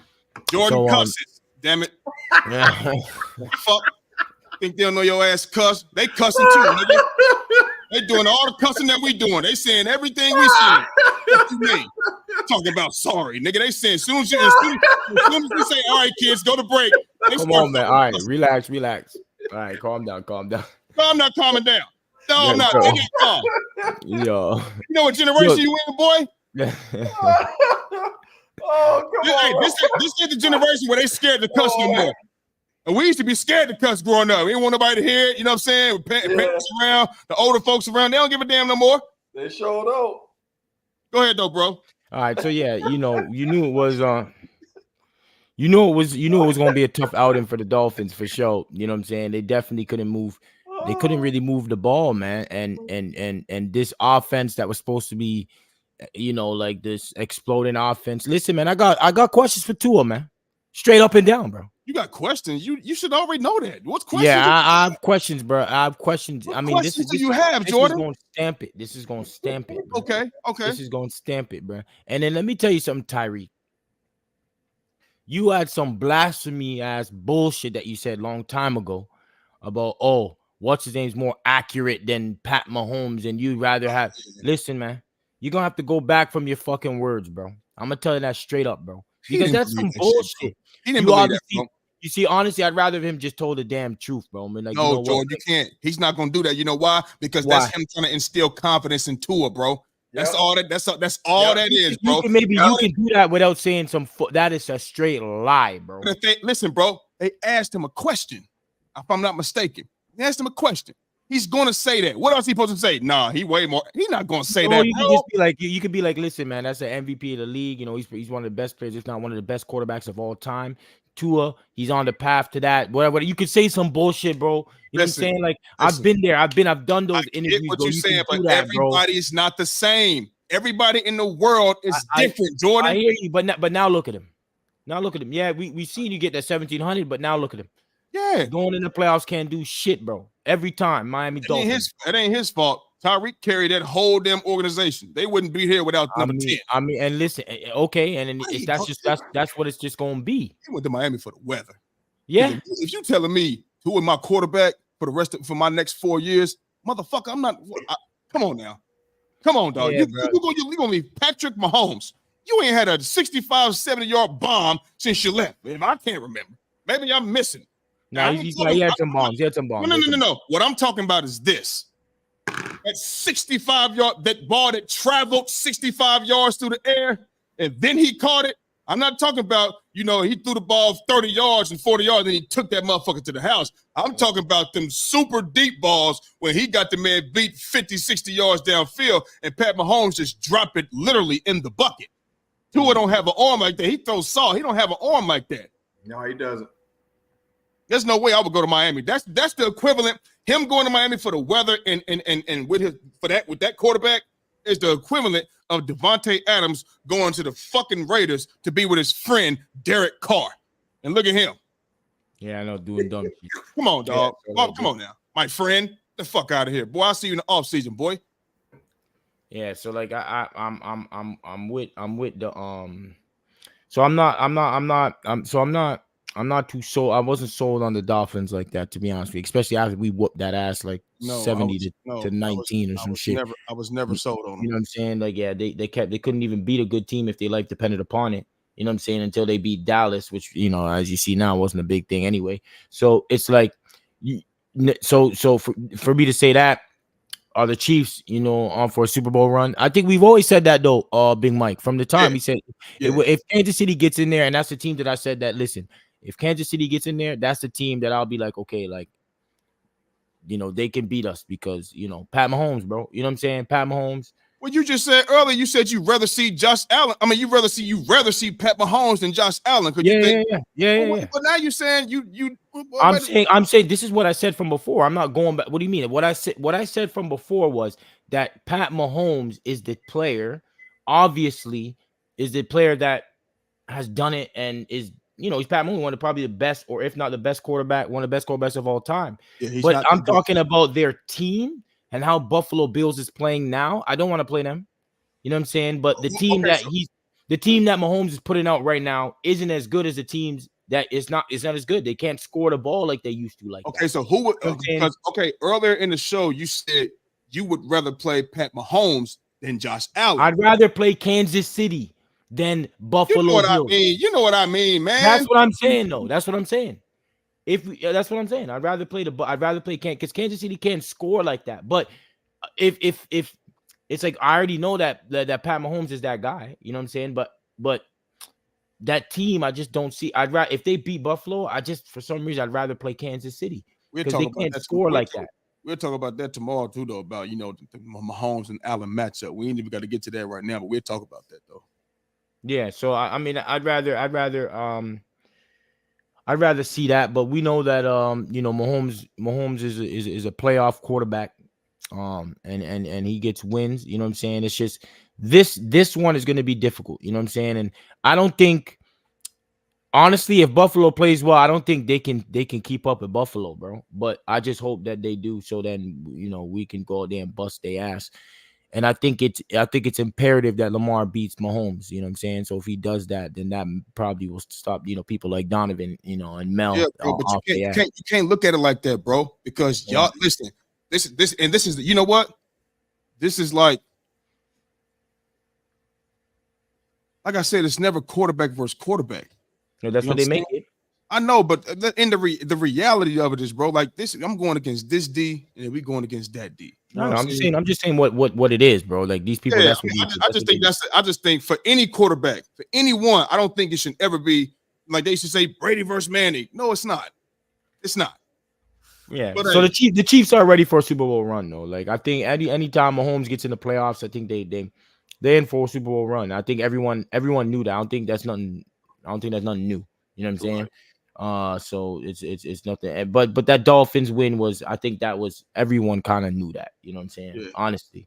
Yeah. This Dolphins, they just won. I don't know, bro. Like they need to shift something. I don't know what they need to do, but they better get it. Listen, they better get. Tua looked like he was ready to go home, man. He was ready to just go ahead and just go to the. He looked like he could not wait. That cold will do that. Cold, yeah. And he from Hawaii, man. Yeah, he's from Hawaii. You go to college at Alabama, they get a little nippy down there. They get a little bit nippy, not like that, but not like that. And then you get drafted to Miami. But it's like when I'm watching Tua, it's like, yo, it's just he's so fixated on his one read. Like he's like a one read quarterback. Like as soon as he gets the ball, he's fixated. Okay, I'm throwing it here. You know what I'm saying? Like right away. Like that's what he do, bro. And it's like I don't know. That's not good enough, bro. You got to stay and look at your reads, bro. Every time he's there, he do his reads though. He do his reads though. Nah, bro. Not for yo. When I seen it, he was just throwing that shit. Oh, Tyreek. Okay, it's gotta go Tyreek. I think it's like instead of it being 1, 2, 3, you know what I mean, and still trying to extend the play, you know what I mean? He's not elusive like that. You feel me? And he might be still. I think Tua might be a little scared too. You know, he got an injury history. You touch him, you know what I mean? He could break. You feel me? So it is what it is, man. Like I said, we knew this is gonna happen. You know what I mean? They had zero chance. They scored 7 points, and it is what it is, man. It is what it is. So moving on, the Detroit Lions get their first playoff win in over 30 years since 1991, beating the Rams 24-23. The same question, man. The same question we had for the Texans, man. How far can the Lions go in the playoffs? How far can they go? Jordan? Listen, I don't have nothing to say about Detroit, bro. DJ, until they make it to the playoffs, they ain't gonna go anywhere. They're gonna lose. In the playoffs. They are in the playoffs. I mean, when they get to the Super Bowl, my bad. Come on, man. They just got a playoff win. First playoff win in 30 years, bro. Moving like Dallas. So what? Because they got that win, that means what? That they're gonna automatically go. Jordan. For you to come out here and not give the Detroit Lions credit for being one of the franchises that have been down for 30 fucking years. They've been down. Barry Sanders left early because they just wasn't winning. The draft thing was terrible. Let's put this into perspective, Jordan. They've been terrible for years, getting early and first round picks and all of that, and they have not been getting good picks in the draft for years and years, until they finally made a change. You understand? Yeah. So for you to come out here and not give them no props for winning the playoff wins, Dallas is the team that's hyped up every year. Detroit Lions are not hyped up every year. Nope. Nowhere near. Dallas got hype videos. That's when they go. Team? Huh? Detroit's a good team? They okay. I don't think they okay. They okay now. Okay. I think they're solid. What is wrong with you? I think they're solid. Let me tell you why he's doing this, Big D. Okay. He always got a motive. The Detroit Lions played the Ravens this year, and the Ravens stepped on them. 37-3, if I'm not mistaken. Okay. I told Jordan I don't view the Detroit Lions as one of those. If you're going to be a real elite football team, I don't think Jared Goff is going to be your quarterback. I don't know about that, Big Mike. That's just me. Don't turn, if Jared Goff, when he's under pressure, you see a different quarterback. He turns the ball over. He get a little antsy. You feel what I'm saying? So it's like, don't turn the ball over. They can run the ball very, very well, play action off of that type of shit, but I never still looked at them as this superstar of this big time team. I just haven't. With the comparison that I made is, okay, look at the Ravens. That's a super. When you see a superstar up against a star, you see the difference. That's true. You see the difference. And I look at Detroit as a star team. I look at the Ravens as a superstar team. And when they played against each other, you seen the difference. That's it. They're clear cut better than the Detroit Lions. That's why he's asked me, they're a good team. So he can come back and say, well, we beat a good team. He's still on the regular season weeks and weeks and weeks ago. Are they a good team? Are they good team, Big D? Are they a good team, Big D? Detroit? In your opinion? Yeah. I think they're decent. I think they're decent. I'm going to celebrate. Shout out to the people in the team. You know Jordan want to come out here and hype up every win, everything. He hype up everything. You know Jordan want to hype up everything. That's what he do. What? Well, anyway. He doesn't care. I don't think he gives a damn. He don't care. He don't care about Detroit. He don't care about Detroit. He don't care about Detroit. But they definitely do. But they hold on. Let me get back to this thing. They definitely got a good win because the Rams was coming in as one of the hottest teams in the league. They were. You know what I'm saying? So that honestly was a good win. You know, if you ask me, it was a solid win. So I'm not going to sit here and act like it wasn't. It's a solid win. Jared Goff was balling. Their team was balling. They had a solid win. They like I was thinking that both teams played super well, man. You know, both quarterbacks was playing well. Both schemes, everything was going well for both teams in terms of offensively and defensively. And it came down to the last bit. It was a solid game. I have no complaints over that. You know what I'm saying? The only reason I have it's not that I have an issue with Detroit. It's just Detroit. You know, we already know they've been down for such a long time. You know what I'm saying? Not being able to get a win, and getting this win, I just feel like. You know, I think people now are hyping them up to they can go to the Super Bowl. You know what I'm saying? And I mean, nothing wrong with that. Yeah, nothing's wrong with that. I just don't believe it. You know what I'm saying? I just don't believe it. I don't believe it. So they're not a good. They're not a good team. They are a good team. Okay. They are a good team. They're a good team. So they're a good team. They beat the Rams, and the Rams was balling. You know what I'm saying? Let's be very clear. The Rams was balling coming into the playoffs, and they beat them, man. You know what I'm saying?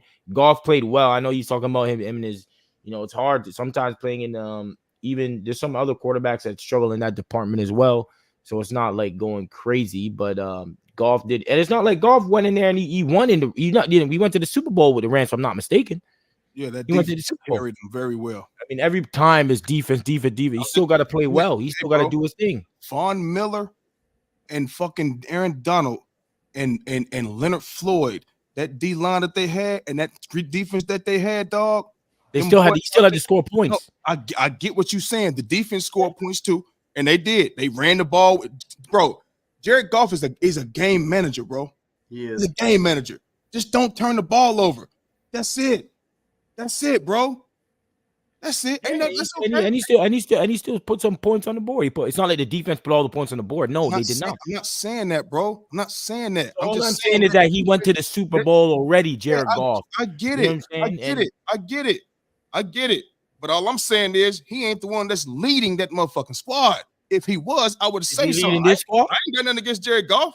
Is he leading this squad? That run offense is leading this squad. That's what's going on. They run the ball, but what you mean? They can run the shit out the ball. He run the ball pretty damn good. He makes some good throws. Amon St. Brown. Amon St. Brown getting down though, bro. Yeah, they got a Laporta. Huh? They got Laporta played anyway. He had a big ass brace on his knee. Yeah. You know what I mean, so hopefully he can be, okay going to the next game, because if I was on the other side, I'm going for the knee. I'm gonna take you out the game. It's gonna be a legal hit. It's gonna be legal. You know what I'm saying? But keep in mind, I mean, you big as fuck, and you are a threat. So you want to come out here and be hero, man. Come on out here and do it. I'm gonna test you out. They up against who now? They up against San Francisco. Who they up against now? I think they're up against the Buccaneers, no? No, they're up against the Bucks. Up against the Bucks? I think they beat the Bucks, man. The Bucks gonna beat them. The Bucks gonna beat them, bro. I just don't think so. I don't think the Bucks is like that. They look like that against us, our defense, and that ain't saying much. So Bucks is gonna beat them. All right, we'll make that prediction when the time comes, man. So yeah. All right, so cool. Moving on, man. We're gonna transition to the NBA, the National Basketball Association. The Lakers snapped the Oklahoma City Thunder's 4-game win streak. The question is can the Lakers bounce back and remain in the playoff race? For sure. Yeah, I mean, Rui just came back overnight. You know what I mean? He came back, you know what I'm saying? Hopefully, Gabe, I don't know what the fuck is going on with Gabe Vincent. I don't know. You know what I mean? Hopefully he can come back because he can contribute. He can hit some big shots. Right now it's about getting chemistry and defense. They can play with anybody, score with anybody, do all of that type of shit. It's defense. That's what haunts the Los Angeles Lakers. So I mean, I'm not about to dig deep off into it. You know what I'm saying? I just think if they could play, if everybody, I ain't talking about one. I don't give fuck AD, fuck with LeBron. I don't care about that. I'm talking about the whole in its totality. You feel me? Everybody as a team, when you on all 5 men on the court, gotta play solid defense the whole game. Can't be giving up wide open shots. Turning your back and not paying attention to your man, watching TV, all of that type of shit. And just make the right plays on offense, man. Do what they can score with anybody. But if they keep doing what they doing, they gonna stay around this mark right here in the 10th spot right now where they at, the 9th, 11th spot. They're gonna stay around that area. But if they clamp down, you know what I'm saying, like they should, they'll move back up the ladder. You know what I mean? So I'm not that's the only concern for the Lakers, bro. You know what I mean? Health and getting getting chemistry, you know what I'm saying, and playing fucking defense. That's all I gotta say about that. Man, the Lakers, can they bounce? They're gonna be in the same position as always. We've spoken about this the other day. That when they play against a good team, it's not about this. They go against another team, they're gonna go against the fucking Detroit, and they're gonna lose, bro. They're gonna lose the game. They're gonna come out there lackluster. They're gonna come out there not ready to play. They're gonna come out bad in the first. No, I said that's the type of shit they will do, is what I'm saying. No. That's what I'm saying. Like they come out there. What do you mean? They come out there and they have these badass games and lose, bro. You know what I'm saying? Like it's not consistent enough, bro. They've been doing this. It's not like it's something new. They've been doing this. You know what I'm saying? They can remain in the playoff race because they have the play in. You know what I'm saying? But I don't see this team going and making a run at all. Okay. You know what I'm saying? I don't see them making a run at all. Not right now. They got to make changes, bro. They're gonna do that. They're gonna make changes. Yeah, 100%. They have to make changes, bro. Yeah, for sure. And listen, if they do, that means it was needed. If changes are not needed to be made, then changes won't be made. But if changes are needed to be made, then they should be made. You feel me? So it is what it is, man. What you think?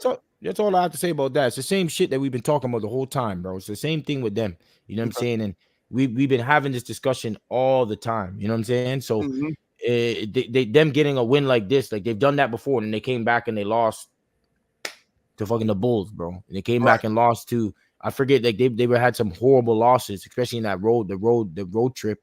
You know what I'm saying? And then it's just but this is still a big win, though, Jordan. I mean, this is still. They've won a game like this before. So what? Big D. This is still a big win. It is. What he's saying, Big D, is that it ain't. I get what he's saying. Yeah. Like when it's like sometimes to me it seemed like when they play these teams like this, oh hell yeah, let's go. Yeah, they get hyped.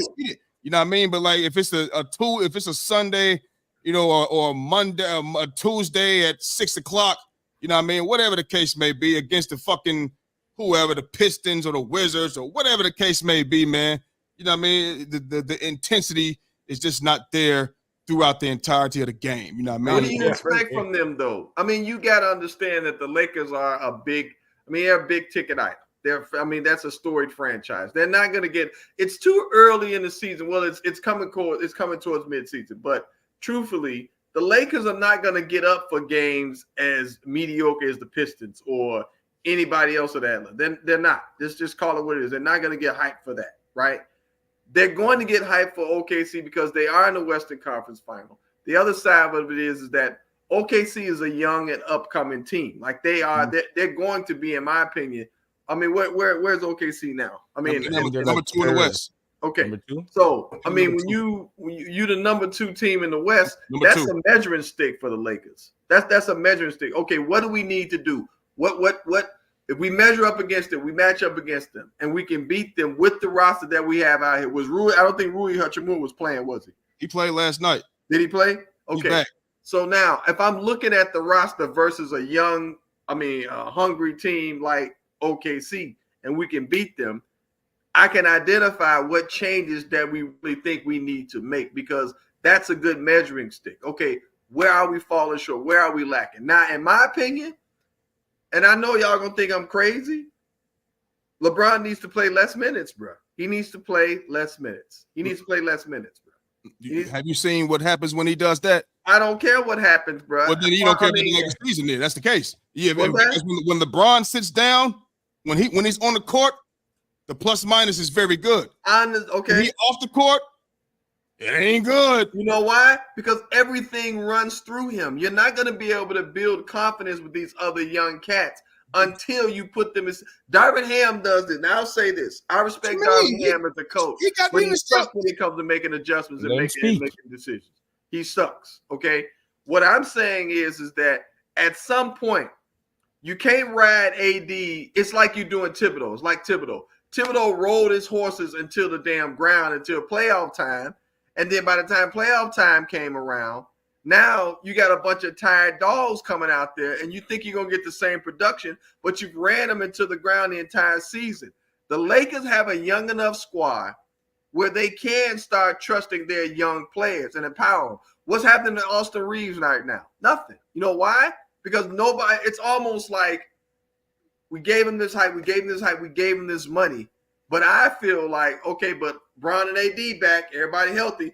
AD playing all these minutes right now. AD balling right now. Okay, focus on these two. And that's pretty much it. Pretty much it. D'Angelo Russell's going to be who D'Angelo Russell's going to be. Why? Because truthfully, nobody's held D'Angelo Russell accountable. He hasn't been held accountable. He come out there and do what he want to do. Okay? Rui, in my opinion, at the beginning of the season, Rui was playing well. I mean, even from last season, Rui played well up until now. He's been injured. But what I'm saying is that you have a young team that got you this little play-in tournament. They won that, right? They won that. Why? Because they trusted these young dudes, and AD balled his ass off in situations like that. You have to continue to empower these young cats coming off that bench. We cannot, and I'm saying this, at some point, similar to Kobe, similar to Jordan, at some point, LeBron has got to trust these dudes, these younger guys. You've got to put them in positions where they can succeed, but you also got to sit your old ass down and let them see, even if we take a loss, even the Lakers take a loss based on having a younger squad out there, you're going to have to do it because they need to be battle tested by the time the playoffs come around. And I feel like the OKC victory was a measuring stick to see exactly what it is that they needed. Just like Jordan said, they're going to hover around in 9 or 10 spot. They're going to do that. That's what they do, right?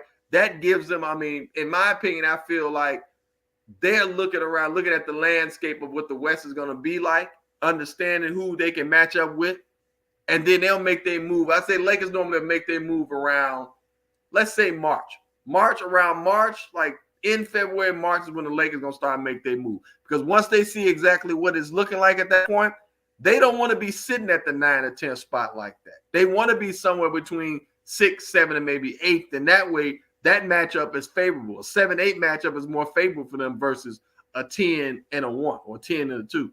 You know what I'm saying? So that's what I think. I think they're gonna remain in the playoff race if you ask me. Okay, so I hear you mention trusting players. Okay, so LeBron, this is funny because LeBron James puts that trust and confidence in his players. He has hold on. I'll let you talk. He has always done that. We ain't talking about back then, Big Mike. We're talking about now. Listen to me now. I know. Listen to me. We have always seen LeBron James trust his players, getting them the ball in these certain moments where they're early in the season, just like they did this season when he passed the ball to Cam Reddish because he was open in the corner. He missed the first one. Everybody shitted on LeBron James. Why would you pass that ball to him? He's never been in that situation. Well, nobody's in that situation until they're finally in that situation.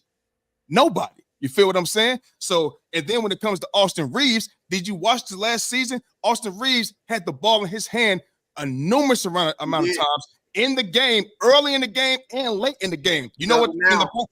Yes, he does. When LeBron James got that ball, you get the inbound, he tossed it over to Austin Reeves. He still does that to this day. When it's 40 seconds left, when it's a minute and 5 seconds left, Austin Reeves got the ball in his hands plenty times. Austin Reeves averaging 15 points, 5 rebounds, and 4 assists, man. He's playing very well, dog. Like, hold on. And then you mentioned Kobe and Jordan. They didn't even want to pass the fucking ball. So what are you talking about? Putting trust in your players and this, that, and the thing. They didn't want to pass the ball at all. Phil Jackson had to make Jordan pass the ball. He made him. So I don't want to hear nothing about them putting trust in their players. They didn't even want to fucking give the ball up. That's that one. So, and then to say that, you know, that everything runs through LeBron James. Well, when he try to run it through other people, it just doesn't work.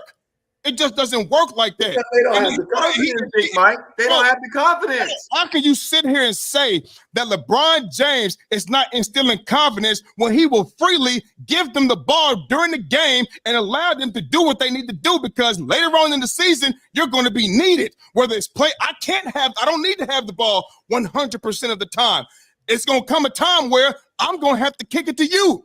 He does that, and people have a problem with that. So for you to come out here and say he don't put no trust in his players is a complete wrong assessment. It's 100% wrong. I can't let you do that one, Big D. I can't let you do it because I see it all the time. I be telling my guys he didn't put that. I said this before I had the show. I said he put that trust in, and during the show, he put that trust in Austin Reeves, handing him that ball, no matter the time of the game, having them make them, not saying he's making him make the big shots, but I'm saying giving him them opportunities, bringing the ball up the court, running the offense, going to go get a bucket. Don't matter who's on him, go do what you do because he's going to need that at the end of the game.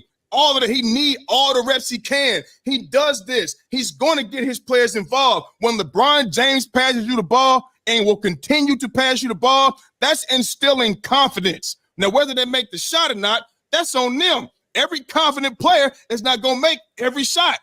So the confidence, he instills that. That's a fact. That's a fact. I can't let you do that one. No, and Kobe and Jordan didn't never want to get the ball up. They ain't instilling confidence in nobody. Come on, Big D. But hey. Oh, come on.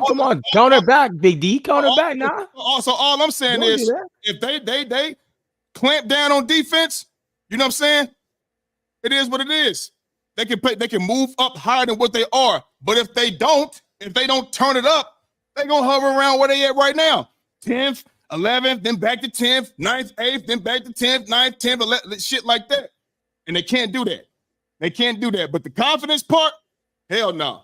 That's that. No. Now, here's what I'm going to say, Big Mike. Now I'm going to counter. Look at Austin Reeves' numbers back then versus now, bro. Yeah, he averaged 13 points last year. Now look at Rui's numbers back then up until now, bro. Yeah. What about him? What is his numbers then and now? Hold on. I'll check for you right here. I'll check for you right now. Keep talking, though. Keep talking. And I'm talking, and what I'm saying is this, bro. You're looking at LeBron based on how he was. I'm looking at LeBron based on how he is now. I done watched a few. He does that now, Big D. He does it now. I don't miss a Laker game. I don't miss them. I don't miss Laker games. I don't miss Sixer games. I don't miss Laker games. I don't. If I gotta have my TV and I bring the TV from the garage and bring the other TV from my sunroom and got 3 TVs going, oh, that league pass is on. I might have football on and I got the motherfucking league pass on for Then sure. I don't miss them. Then explain to me why is it they're already ready to move off from Rui Hachimura or Austin Reeves? Why? If that's the case, that means maybe they want better players. Maybe they may put who they gonna get? I don't know. I don't know off the top of my head right now. I don't see them moving off of Austin Reeves. If you have trust in your players like that, bro, because you understand LeBron and GM signs off on this. Okay, understand that. If you have trust in the younger players, every great player is gonna sign off on it. Every great player. Okay, if you have trust in your talent right then and there, if you got trust, then we wouldn't already be talking about we need to make some moves. And part of our moves is going to be our young nucleus that we're developing right now. What that tells me is you don't believe in these cats, Big Mike. You don't believe in them like that. I'm sorry, bro. So does that mean he didn't instill confidence? Yes. No. When you say instill confidence, that don't mean that they're gonna make every single shot. That don't mean that. That don't mean they're gonna go out there. That don't mean they're gonna average 20. That don't mean they're gonna average 20 a night. It doesn't mean that. I'm giving you that confidence. Every confident player is not gonna make the stadium, bro. They are coming to that stadium like this. Understand this. They're coming to that stadium like this. Yeah, LeBron gets them the ball. Yeah, I don't believe he instills any confidence in him. I'm just gonna be honest. Man. I don't think he does. I think what LeBron does. I think what LeBron is doing right now is spelling himself minutes-wise. So towards the latter part of the season, he'll be ready to do what he does. That's what I think. Now, that being said, when I say instill confidence, I'm saying this. If you instill confidence in your younger players, you're going to sometimes take a back seat. LeBron is going to make the right basketball play. Man, he can't take no back seat. Have you seen him take a back seat? I don't give a fuck who's standing over in the corner. If that's the right play to make, Big Mike, that's the right play to make. So we're not going to give LeBron a bunch of praise for some shit that he should be doing anyway. I'm not going to do that. What I'm saying is this. If you're already, before the trade deadline, already talking about moving on from the same young dudes who just won you this little bullshit-ass tournament and these same dudes that you competed with in the playoffs last year and got you. The Lakers did relatively well, in my opinion. Now, started off 2-10 and was already ready. You're already ready to move off from these dudes. You're ready to move off, and you're only ready to move off, in my opinion, because I think we could. I think you and me and AD could do something. I think we can do something this year. I think we can do something. No, because here's what I'm gonna tell you what's gonna happen. AD is going to start breaking down after midseason. That's what normally happens. Now, at this point, this year, bro. It's midseason now. At this point, now all of a sudden, all right, let's put the ball in Austin Reeves' hand. All right, let's put the ball in Rui's hands. You know what I'm saying? Rui's not going to run the offense. Rui's not going to run the offense. His whole career, Rui needs a certain level of shots, bro, and those shots ain't coming in that offense like that, bro. Rui is doing the same thing he's been doing since he got in the league. 12, 13 points a game. Well, like what is he supposed to do on the Lakers with LeBron and AD? You got Austin Reeves and Rui. What more is he going to do? You keep saying take a back seat. Take a back seat to who, Big D? D'Angelo Russell. What's LeBron averaging a game, bro? What do you average? 25 this season? How many? 25 this season, if I'm not mistaken. 25. Yes. Right? In my opinion, he shouldn't be averaging 25, bro. So you need one of your young dogs to step up, bro. You need one of them. Ones? Who are you going to depend on to just say, take over the reins? That's what AD is for. Austin Reeves ain't on AD level. Nobody else on the team is on AD level. What do you mean take a back seat? He can't take no back seat, man. The 25 points is needed. When he gets in the game, he makes plays for himself and everybody else. He draws a lot of attention. We could get the same 25 points out of 2 players. Get the ball more to D'Angelo Russell. Let him be a playmaker. Have you seen Come on, Big D. Come on, Big D. Come on now. You just told me D'Angelo Russell gonna be what he is, but now you're saying get the ball more to D'Angelo Russell. Give it to him. Put some confidence. Give him some confidence. He got some confidence. D'Angelo Russell is who he is. Confident or not. This is second go around, Big Mike. Why you got him there? Have you ever seen an ugly chick? Why you got him there? Have you ever seen an ugly chick that's confident? and she walk out here all the time, and she thinks she the baddest chick in the fucking in the room, and she's not. So it don't matter. You can have all the confidence in the world. That don't mean you're gonna go out here and drop 20 a night. It don't mean that. You got ugly motherfuckers that think they can pull the baddest ones. They got confidence. That don't mean nothing, Big D. D'Angelo Russell has the ball in his hands a lot, and he don't do nothing with it. He's late on his passes. He missed a bunch of plays. It's like he don't have his eyes up the court all the time. You can't depend on players like that. Turnovers are based on the fact that he is keeping his eyes up. I just think that a lot of times, I just think he's very lackadaisical on his play, bro. That's very lackadaisical. And you want something, so give him the ball more. So give D'Angelo Russell the ball more. It's about building confidence, bro, and your young boys. You keep saying it like they ain't got Big D. This is D'Angelo Russell's second year in LA. I know. Extended his contract. Okay? He has confidence. This is his also second stint in LA. I know. They give him an extension again. He has the confidence. LeBron James allows him to do what he does. He just acts like a goofball sometimes, and he takes horrible shots sometimes. His now he does that horrible. You can't put the ball in his hands more with a player like that. Come on now. You got to have your big dogs do what they do. You ain't never going to tell Jordan to take a fucking back seat. So let me ask you a question. Hold on now. So Jordan take a back seat? To who? I'm not gonna tell Jordan to take a back seat, bro. Okay, so why would you tell LeBron James to take a back seat? Why would you tell Dirk Nowitzki to take a back seat? Kobe, for what? They're the guys on that team that drive that team. Maybe because of his age. I don't know. That's what I was gonna say. His age is giving you 25. I mean, it is what it is. I mean, he ain't gonna be there forever. He's gonna get 25 because he's gonna get his numbers, bro. But are they, in my opinion, are they a meaningful 25, or are they another stat padding? Are we stat padding? How can we are we stat padding? How can we call stat padding? How can we call LeBron stat padding when he averaged 27 for his whole career? What is he supposed to go out here and do, Big D? You just told me D-Lo is who he is. I just gave you that. We talked about Austin Reeves. He's not the guy that's gonna come out. So you want LeBron to take a back seat for these two guys to give you 25 points, and then what is LeBron James gonna do? What are he gonna do? When in this back seat, get about 20. So 19, 20. Drop 5 to 6 points. Drop 5 to 6 points. So Austin Reeves and D'Angelo Russell, who makes a bunch of bonehead ass plays. Give these guys more opportunities than they already got. So they have to maximize what the opportunities that they do get. Save LeBron's legs for playoff time. Start to save him now. Big D. Start sparing him now. Big D, you do know they started the season with LeBron James trying to monitor his minutes. And how did that work out for him? I don't care how it worked out, bro. I'm going to tell you what's going to happen. If LeBron James playing at the pace that he's playing at, they're going to be at the crib if LeBron James don't play. No, they going to be at the crib if LeBron James plays too goddamn much, which is why I'm telling you, bro, you need to empower your young guys, bro. So you need to lean on AD more. You keep saying that. LeBron to do every fucking thing again, and they have to be at the crib. You keep saying empower your fucking players like LeBron James don't already do that. He always does that. If that was the case, they wouldn't be talking about him passing the goddamn ball. Stop, bro. Okay, you know what? Here's what I'm going to say. I'm going to say this again, bro. LeBron James does what LeBron James does. What I'm saying is this. If you want him to be more effective come playoff time, bro, you're going to have to start spelling those legs and start raising these young guys' accountability up. You have to start putting the ball in their hands more, bro.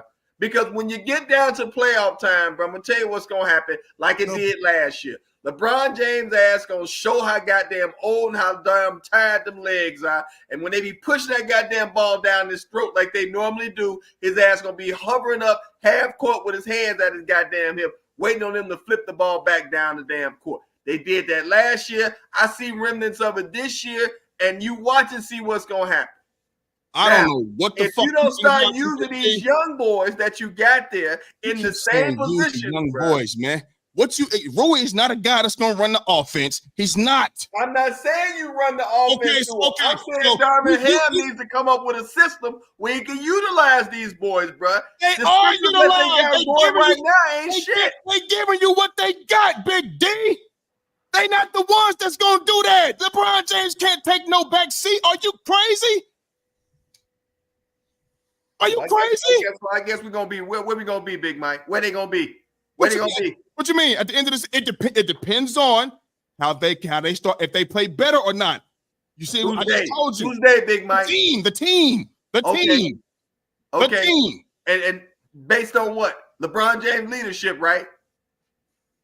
Right? Are you questioning his leadership now? No, I'm not. No, it's on his leadership, right? Him and AD, right? Yes.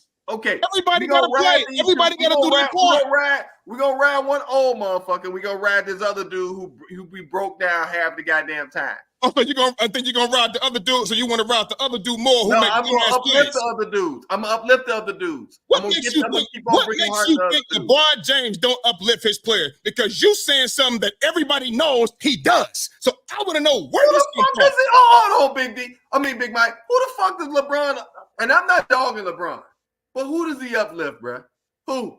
Every player he went. I'm not talking about the niggas that he played with. I'm talking about now. I'm talking about now. Who does he uplift now, Big Mike? Who? Dude, Austin Reeves ain't got no. He ain't got no type of nothing. Austin Reeves can play. He ain't uplifting him. He can honestly ball. He give Austin Reeves plenty of opportunities to. He can honestly play, bro. Austin Reeves can play. Austin Reeves wouldn't have his opportunities and left his West for LeBron. And you know what? You know what else? You talking about uplift players. I think LeBron James was in the gym all year with Rui Hachimura all summer long. Okay. Talk about uplifting. One example. That's one example. The other example is when you see Austin Reeves bringing the ball up the court, even in the fourth quarter. Play, bro. Even in the Austin Reeves can play. You keep talking about this guy can play, but he didn't have the confidence that he always had until LeBron James put the ball in his hands and allowed him to make his own plays and bring the ball up the court when the game is on the line in the fourth quarter with seconds left from the fucking clock. He does that.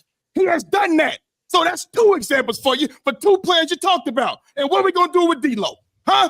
He got plenty of opportunities, baby, and he throw this shit in the goddamn ocean.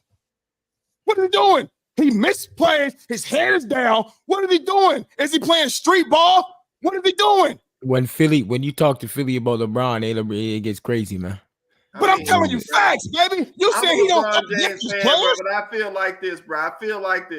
I think everybody, and especially, and I'm a fan of his, but I feel like this. No, you're not. What? No, you're not. Who, me? Yep. No, I'm a LeBron James fan, bro. Okay. But I'm a realist too, bro. At some point, you got to be able to spare you. You have to spare yourself at some point when you get older, bro. We're gonna bring this topic back up another time on the show. And I'm gonna have to have a couple other ears on here too. I want to see what they think. You know what I mean? We're gonna go ahead and move on from this, man. We're gonna go ahead and move on. That was a good conversation, man. That was a good battle right there. That was good shit right there. So, D, my guy, we're gonna go at it, man. You know what I'm saying? Nigga, we ain't going after LeBron James, because if you gonna go there, I don't want to go against the king, but nigga, I will. But go ahead. But listen, I will. You know what? And I want you to say that, because that could take a whole another hour and a half. You understand me? And we ain't got the time. We already been on here 2.5 hours. But trust and believe me, we can do that anytime. But until then, we're gonna move on. So the Golden State Warriors lose to the Memphis Grizzlies without Ja Morant, without Desmond Bane, without Marcus Smart. And obviously we know, Steven Adams is out all year, been out all year, and Brandon Clark been out all year long. We already know that. But those three guys, they were out. They lost this basketball game, in Memphis, 116-107. Draymond Green first game back. You understand me? So, Jordan, can the Warriors get back into a playoff spot, or will they continue to fall? Let me know. Listen, man, the Warriors suck, bro. What? Listen. Yeah, I can't. Listen, hold on. I can't. Listen. Turn it up. Listen, bro. Wait a minute. Hold on. Listen, man. Listen, man. Hey, Jordan, listen. This is what I want you to do, baby. You understand me? When you start talking about this, because I know where you're going. Take your turn. Listen. Honestly. Listen, Big D, this is what I'm about to do. I'm about to hit my mute button. Okay. I don't even want to say nothing. Oh, me neither. Go ahead. I'm with you. Let me hit mine too. Listen. All year, you know what I'm saying? I've been riding high with the Golden State Warriors, bro. You know what I'm saying? And I was going to the grave with them. You know what I mean? To the grave.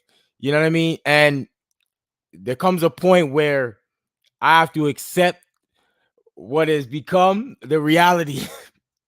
You know what I mean? And the reality is we are not a good basketball team. We're not a good basketball team. You know what I'm saying?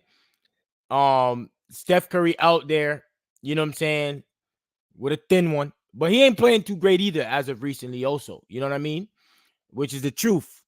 You know what I mean? And a lot of it, obviously, you know, you want to, you know, your team obviously is important to hold you up at times as well, but that ain't happening with us. So the conclusion has to be made where trades have to happen, bro. Trades have to happen. We need a trade, and we need it fucking fast, bro. You know what I'm saying? Like, Wigs. Hold on, Big Mike. Hold on, Big Mike. Who? Honestly, if they're saying that we gonna go for a win, if we gonna go for wins, if we gonna go like, okay, this is about Steph Curry, like Klay Thompson and Draymond Green, as I'm saying. If we going, no, listen, he thought I was talking about they want traded. I said if they are going to go like, okay, we're gonna go and try and win, then they need to get rid of the young boys. If they want to win now. But if they are saying that the old crew can't get it done, then there's only one person that I would say has to go. And that has to be Klay. Oh! Who? Then it has to be Klay. Who? It has to be Klay. But listen, shout out to Klay Thompson. I love you to death, bro. You know what I'm saying? The Warriors, listen, I don't mind taking an L this year and we just recouping next year. I don't mind doing that. You know what I'm saying? I really don't mind. But because there's a play-in, we could definitely get into play-in and make some noise if we make trades. So we need to make trades, but I don't know what way they're going though. That's what I'm saying. Hold on, Let's assume they don't make any trades. Then what? What are we talking? What do you mean? What are we talking? The Warriors. Then we can get into the plan. I think we can get into the plan. That's it. That's it. Yeah, I'm being honest. Big Mike. I just wanted to be on record. I just wanted to make sure it's on record that the person that he said. Yeah, I mean, go ahead. Person that he said should be on the block. But see, listen what I'm saying, because you thought I said Klay Thompson. Remember, he thought I was talking about. I said if we are going to go for, okay, we need to go and get veteran players or players that can produce now and that understand the veteran players now. Then that means it's gonna have to be. This is who's gonna have to. It's gonna be Chris Paul, Kuminga, Wiggins, Moody. They got to be gone to get some veteran pieces or some good pieces in order for us to continue to contend. If that's what we need to do, playing both sides. No, that's my opinion on who needs to go. Jordan. Okay, so I'm gonna tell you right now who should go. So hold on. No. This is my team. No, hold on. Shut up. Right now, you walking shit back now. Now you walking shit back. Shut up. Yo, shut up. This is what I'm saying. So you guys want me to say who should be traded? This Chris Paul, Kuminga, Wiggins, Moody should all go for someone that we can contribute right now as a big or that's bullshit, else. Jordan. That's what I want. What you just said. I'm saying that right now. So now you're walking it back. Now you're walking back. This is what I'm saying. Walking it back. This is what I'm saying. You walking it back. I'm saying it right now. I don't understand what does it? What does No. No, you're not getting away with this one. You just sat here and said. I'm done. You just sat here and said, if they're going to go for it and try to win, you said depending on where the organization is going. You couldn't hear me. No, Jordan, that's not what you said. Yes, you said if they're going to keep going with the old guys, and if they're going to try to win, The one old guy that you said has to go is who? If they no. are trying to get rid, that's not what you said. It doesn't matter what I can say. That this is what I'm trying to say now. Forget what I said before. Forget what I said before. Fuck that. No, I'm done. Exactly. You can't walk it back now. You can't walk it back now. And that's the bullshit right there. And that Big D, that's the bullshit. He wants you to forget what he said before. No, you forget what you said before, because that means if you say something different now, then you're backtracking. No, listen. You are moonwalking like Michael. You can talk all you want, but you're not gonna let me talk because this is the bullshit. Let me make this very. You see, because you guys always like to make it clear. If they are going to get rid of one of the old guards, the person who I say is gonna have to go would be Clay. If they're gonna get rid of them, if I had to pick now between who everyone should be gone, if everyone's on the table, Kuminga, Moody, Wiggins, Chris Paul, and Gary Payton go and get Clay 3 players and Clay. That's what I'm saying. And I made it now. No, hold on. No, let me finish. I'll let you talk, nigga. I haven't said a word. No, you have been interrupting, nigga. So now that those are the players that I said. If it was me, if I'm the GM, that's what I want to do. Those 5 players, they go get me 2 to 3 players that can come and produce now and make us good again. That's exactly what I'm saying. But if hold on, but if they're saying one of the old players have to go, the Steph, Clay, Draymond trio, the one person I would say that'd be out of them 3 would be Clay. That's what I'm saying.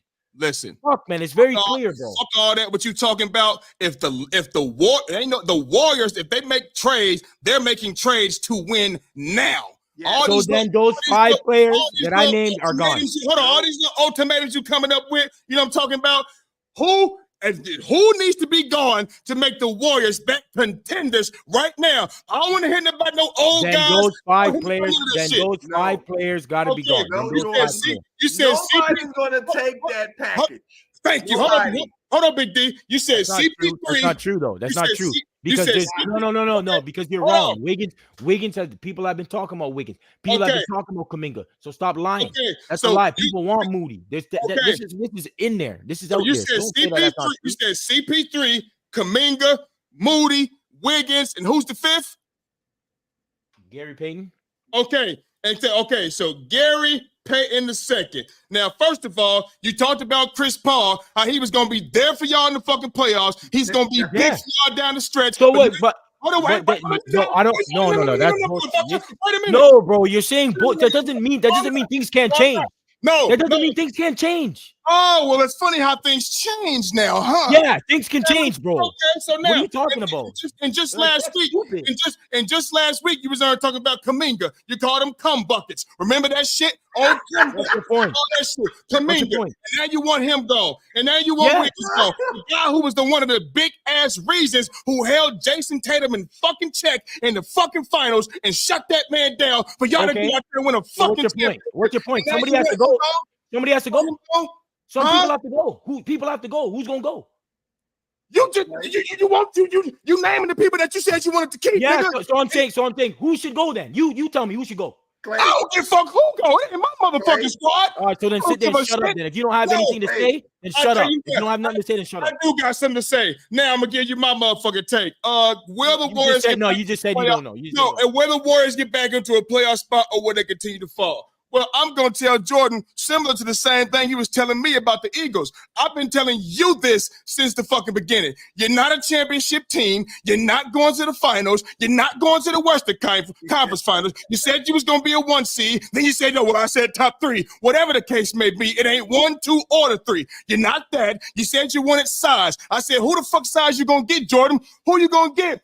Who you gonna give up? You said you wanted to give up Clay, Kuminga, this, that, and the third. Clay, Kuminga, and somebody else for fucking Joel Embiid. You're out your goddamn mind. For Jokic, you're out your goddamn mind. For Miles Turner in Indiana, you think they about to give him Miles Turner after they 22-15 right now, 5th seed in the East. He runs the floor, shoots threes, gets rebounds, average 7 rebounds a game, 2 blocks a game, giving them 17 points. They ain't getting up off of that. So you saying all this bullshit, you mentioned Karl Anthony Towns. You mentioned all of this shit, my nigga. I told you, ain't know who you wanted. Bismack Biyombo, well, that's over. He's in Memphis. Who you want? You brought Dwight Howard in. You didn't want him. Well, you gonna go DeMarcus Cousins? Go fucking get him there. Ain't nothing going on. You're not a champ. Pick your head up, nigga. Pick your head up. You're not a championship team. The shit is over with. It's over with. Maybe if Draymond wasn't so much of a fucking dependent and he can go out there and get fucking buckets instead of waiting on Steph to get open, waiting on Clay to get open, or when KD was there, waiting on KD to get open and then passing the ball to them, set a little fucking screen, drive to the basket, they might pass it to him, and he might throw the oop. Any motherfucking body could do that. I named Dennis Rodman, LeBron James, and Anthony Davis, and more people that could do that shit. I don't want to hear it. The shit's over with. You still was saying all the way up until this very moment that the Warriors was a fucking championship contending basketball team. And I told you, be real with yourself. Be real, be a realist about yourself. And you've been saying it up until just this moment right fucking now. So I don't want to hear none of that shit. Ain't nothing going on. No, if they don't get it right, what more? What do you have that somebody wants that's going to give you their players, that's going to help your team get things happen because you've seen crazy trades happen in the NBA. Like it's happened before. Jordan, you want to get rid of 5 players. For how many players you gonna think you gonna get for that? I'm saying those players are on the block for me. That's okay, for me. Okay. So who the Clay, right? With Clay?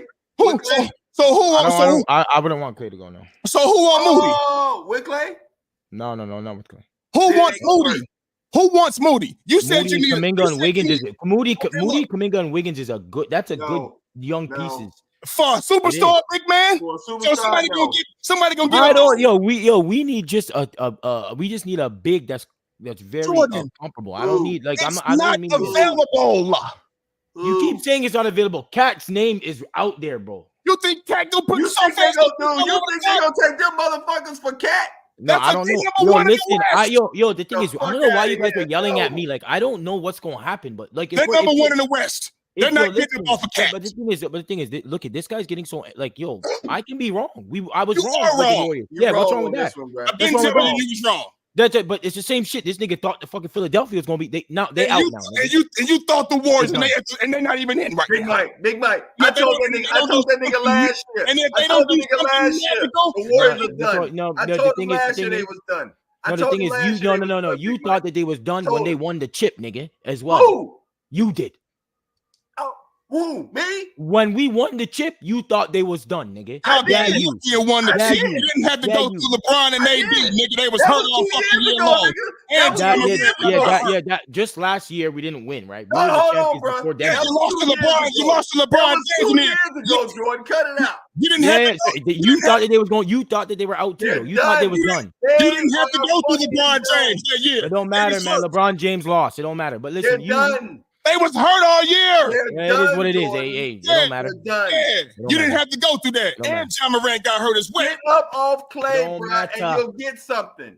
It don't matter. Look, the most important thing he said, Big D, is forget what I said before. That's what he always wants you to do. Like he ain't never said it before. I mean, it is what we're not a championship team right now. I'm glad you're saying that now. When you're I'm glad you're saying that now. What's that? 18 and 22 is at the record or some shit. I'm glad you finally saying that now. Yeah, that's fine. That's fine. Yeah. Well, it is what it is, man. At least we still got a chance right now. Eagles is out, nigga. It's over. It's the end of the season, nigga. You're gonna see where the Warriors is at the end of the season and face that. Yeah, we will, nigga. Yeah, we will, nigga. But my team is still standing, nigga. It ain't no my team is still standing in the NFL right now. That's for damn sure. That's fine. Good job. You too, Big D with Chicago and Philadelphia out, nigga. Easy. That's fine. We talking about the Warriors right now, and the Warriors looking just as bad as them. Fuck is you talking about? Yeah, but we still have a chance to get in there, so it's okay. You're gonna get your ass slapped. You're gonna get your ass slapped. If we give us that number, that 8 seed, I said we'll beat it. And I can say if a bunch of ifs too. Fuck out of here. Ain't nothing popping. I mean, it don't shit. Lakers ain't doing nothing either, nigga. So what's up? I know they can't beat the Lakers. I know that. They put them out last season. And they were underdogs. And LeBron had a torn tendon. That don't matter. He had a torn ligament in his foot. I was talking about before, nigga. When's the last time LeBron won? When's the last time LeBron won? You was talking about before 2020? 2020? Yeah. So who won? Who won after that? It don't matter. That's fine. Who won? Y'all did in 2022. That's All fine. right. You My got nigga's lucky. a champion before, LeBron wasn't around for the season. You feel me? You got lucky. LeBron has the same amount of chips as my nigga. So we Yeah, right there with you, my boy, nigga. your boy had to go. We gonna end. We gonna end in the same amount of chips too, nigga. After losing the 2016 finals, we gonna end with the same already amount of chips, well-oiled championship contending basketball organization. That's why he want to keep cutting me off. He came out here and said, "Yeah, it was lopsided, but so what?" So go ahead with your competitive ass. That's very competitive. What? You already said it was lopsided. Y'all knew you was gonna win. With Kevin Durant on top of an already well-oiled built championship contending organization, you go get the next best player in the NBA. Everybody knew that shit, boy. That ain't no motherfucking surprise. That don't matter. I don't know why you keep it, nigga. Get it done, man. Here. What's your point, man? What's your point? Get it done, man. You niggas had lopsided too, nigga. You had Miami too, nigga. I don't want to hear that. That's not lopsided. They weren't even favored. I keep talking about favor. We all knew they still have going up against a bunch of puppies, right? LeBron been underdogs in the finals, damn near. Going up against a bunch of puppies, though, right? Just like how we went up against a bunch of puppies, right? The same energy, bro. No, keep the same.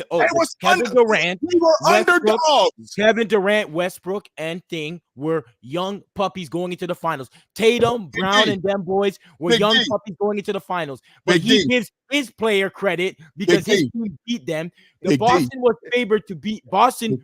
Everyone was saying Boston was going to beat us, but they did not beat us. You had everyone saying OKC was going to beat y'all, but y'all did what? So what's up? No, don't run away from what's happening here right now. Don't run away from what's happening. Don't run away from what's happening.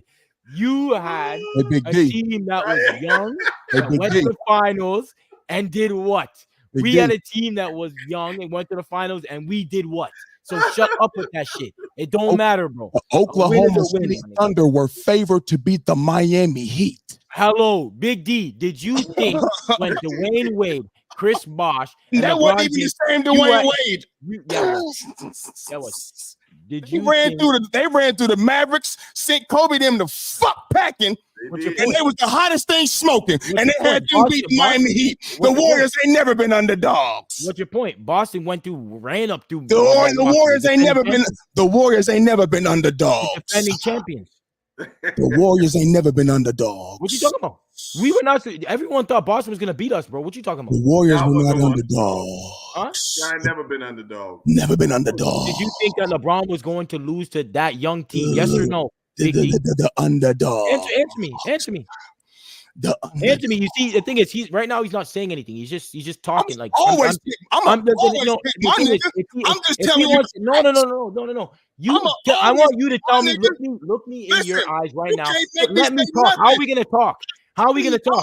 Always pick my nigga. No. I'm telling you the facts. The Warriors have never been underdogs. No one can talk with this dude if you're doing that. Listen, Philly. Did you think, honestly speaking, when you played OKC? Did you think you were going to lose? Do not fucking lie, bro. I don't think nobody gonna beat my nigga. Motherfucker. God, shut up, bro. Fuck you. No, you see, now you're just being stupid. No one can talk to you then. No one can talk. Hell is you saying? You want me to go the fuck out of here? Is Clay on the trade block or not, George? He know he is. Is Clay on the trade block, man? Is he? Yeah, sell the team. It's over with. Trade him. Is he on the trade block, Jordan? Trade him. Trade everybody and start over with Steph, I guess. Fuck. Is Clay on the trade block, Jordan? No. I just want to know. I need to know. He know he is. I'm gonna keep Clay. Yeah, I bet he is. But now he back on it. You know what, bro? You ain't shit for that, Jordan. I want to take Ben Simmons. Get Chris Paul for Ben Simmons. You ain't shit for that, Jordan. I'm gonna tell you right now. You moonwalk like a motherfucker, bro. That nigga Michael Jackson. You cha-cha slide. I cleared it way up for you. You always want to clear shit and don't bullshit. Are we about to move now? Man, So now you understand clearly what I'm saying, and I made it very clear. You a moonwalker. We got it. Every time. No, it ain't a moonwalk. Big Mike, when you do the editing, you make sure you play this damn what this nigga said. Yeah, but you know what? It's been so much he didn't say it. I'm gonna have to chop it up to find everything he motherfucker said. Fuck, man. But listen, we're gonna move on. This is the last topic, man. We got some NBA games tonight, you feel me? We got the Nuggets versus the Sixers, we got the Kings versus the Suns, and we got the Thunder versus the Clippers. For and we talking about the Nuggets Sixers, you know, my nigga Joel Embiid is back in the lineup. His first game back after missing the stretch with a knee injury, you know, inflammation in the knee. Came back last night, did his thing, you know what I'm saying? And now we ready, again. You know what I mean? And we're going against the Nuggets. And I'm ready to see Joel Embiid go up against Jokic, because last time they went up against each other, it was 47-8-15 or 47-18-5 and a win. You feel me? For my Sixers. You understand? So that's what I'm rocking with. Who you going with, Jordan?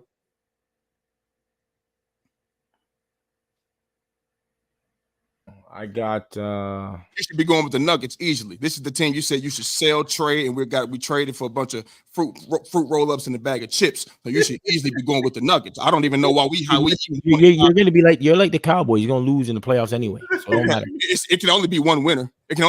Maybe we had lose in the first or second round. I'm not even gonna give you guys a thing. Everybody don't have the if you play Miami, you're out. I promise you that. That's fine. That's fine. We can bet on that too.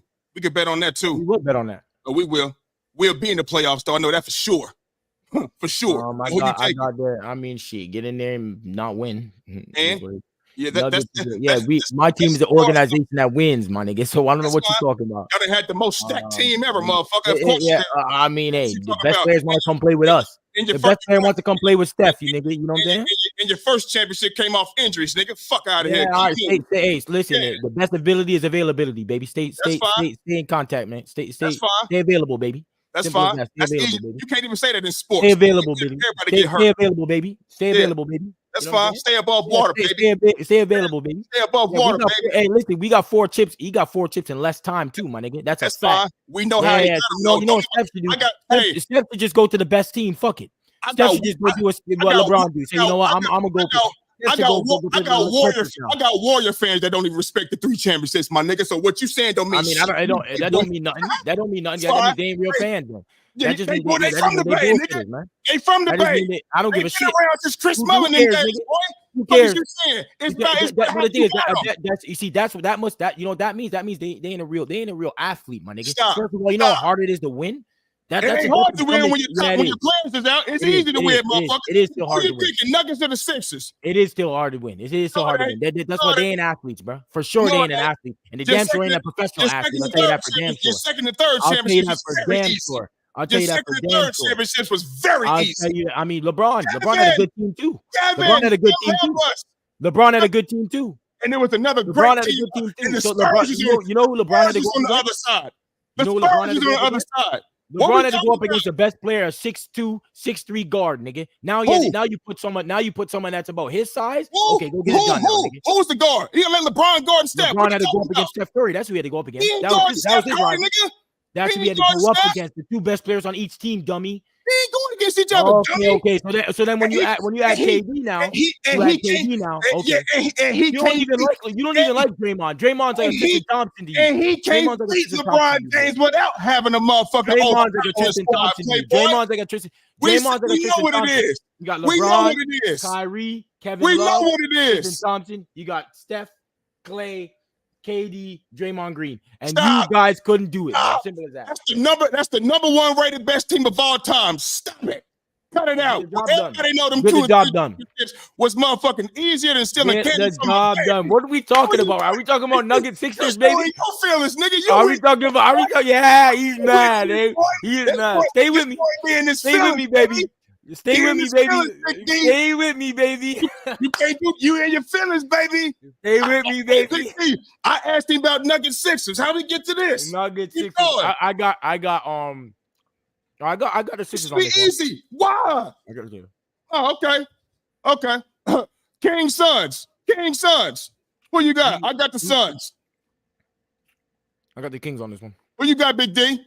I'm gonna go with the Kings, bro. Okay. Thunder Clippers. I got the Clippers. Who you got, Big D? We're going with the Clippers on this one. Who you got, Jordan? You got Shea? I got the Thunder on this one. Okay, bet. Cool. So that is our show for today, people. Back to back too. Shoot. It don't matter. They're young as fuck. I don't want to hear about no motherfucker. Ain't nobody in that team 29 years old. I don't want to hear that motherfucking shit. Get the motherfucker fuck out of here. They almost my son age, nigga. Fuck out of here. Anyway, the NBA for the ones that are watching on YouTube, thank you and I appreciate you. Make sure you hit the subscribe button and hit the bell so you can be up to date with all things under the lights. And if you're listening on Apple Podcasts, Google Podcasts, or Spotify, keep listening. I thank you as well. That's our show for today, people. Shout out to my guy Big D for coming on. Shout out to my crazy delusional ass friend Jordan. And we're out of here. It's over.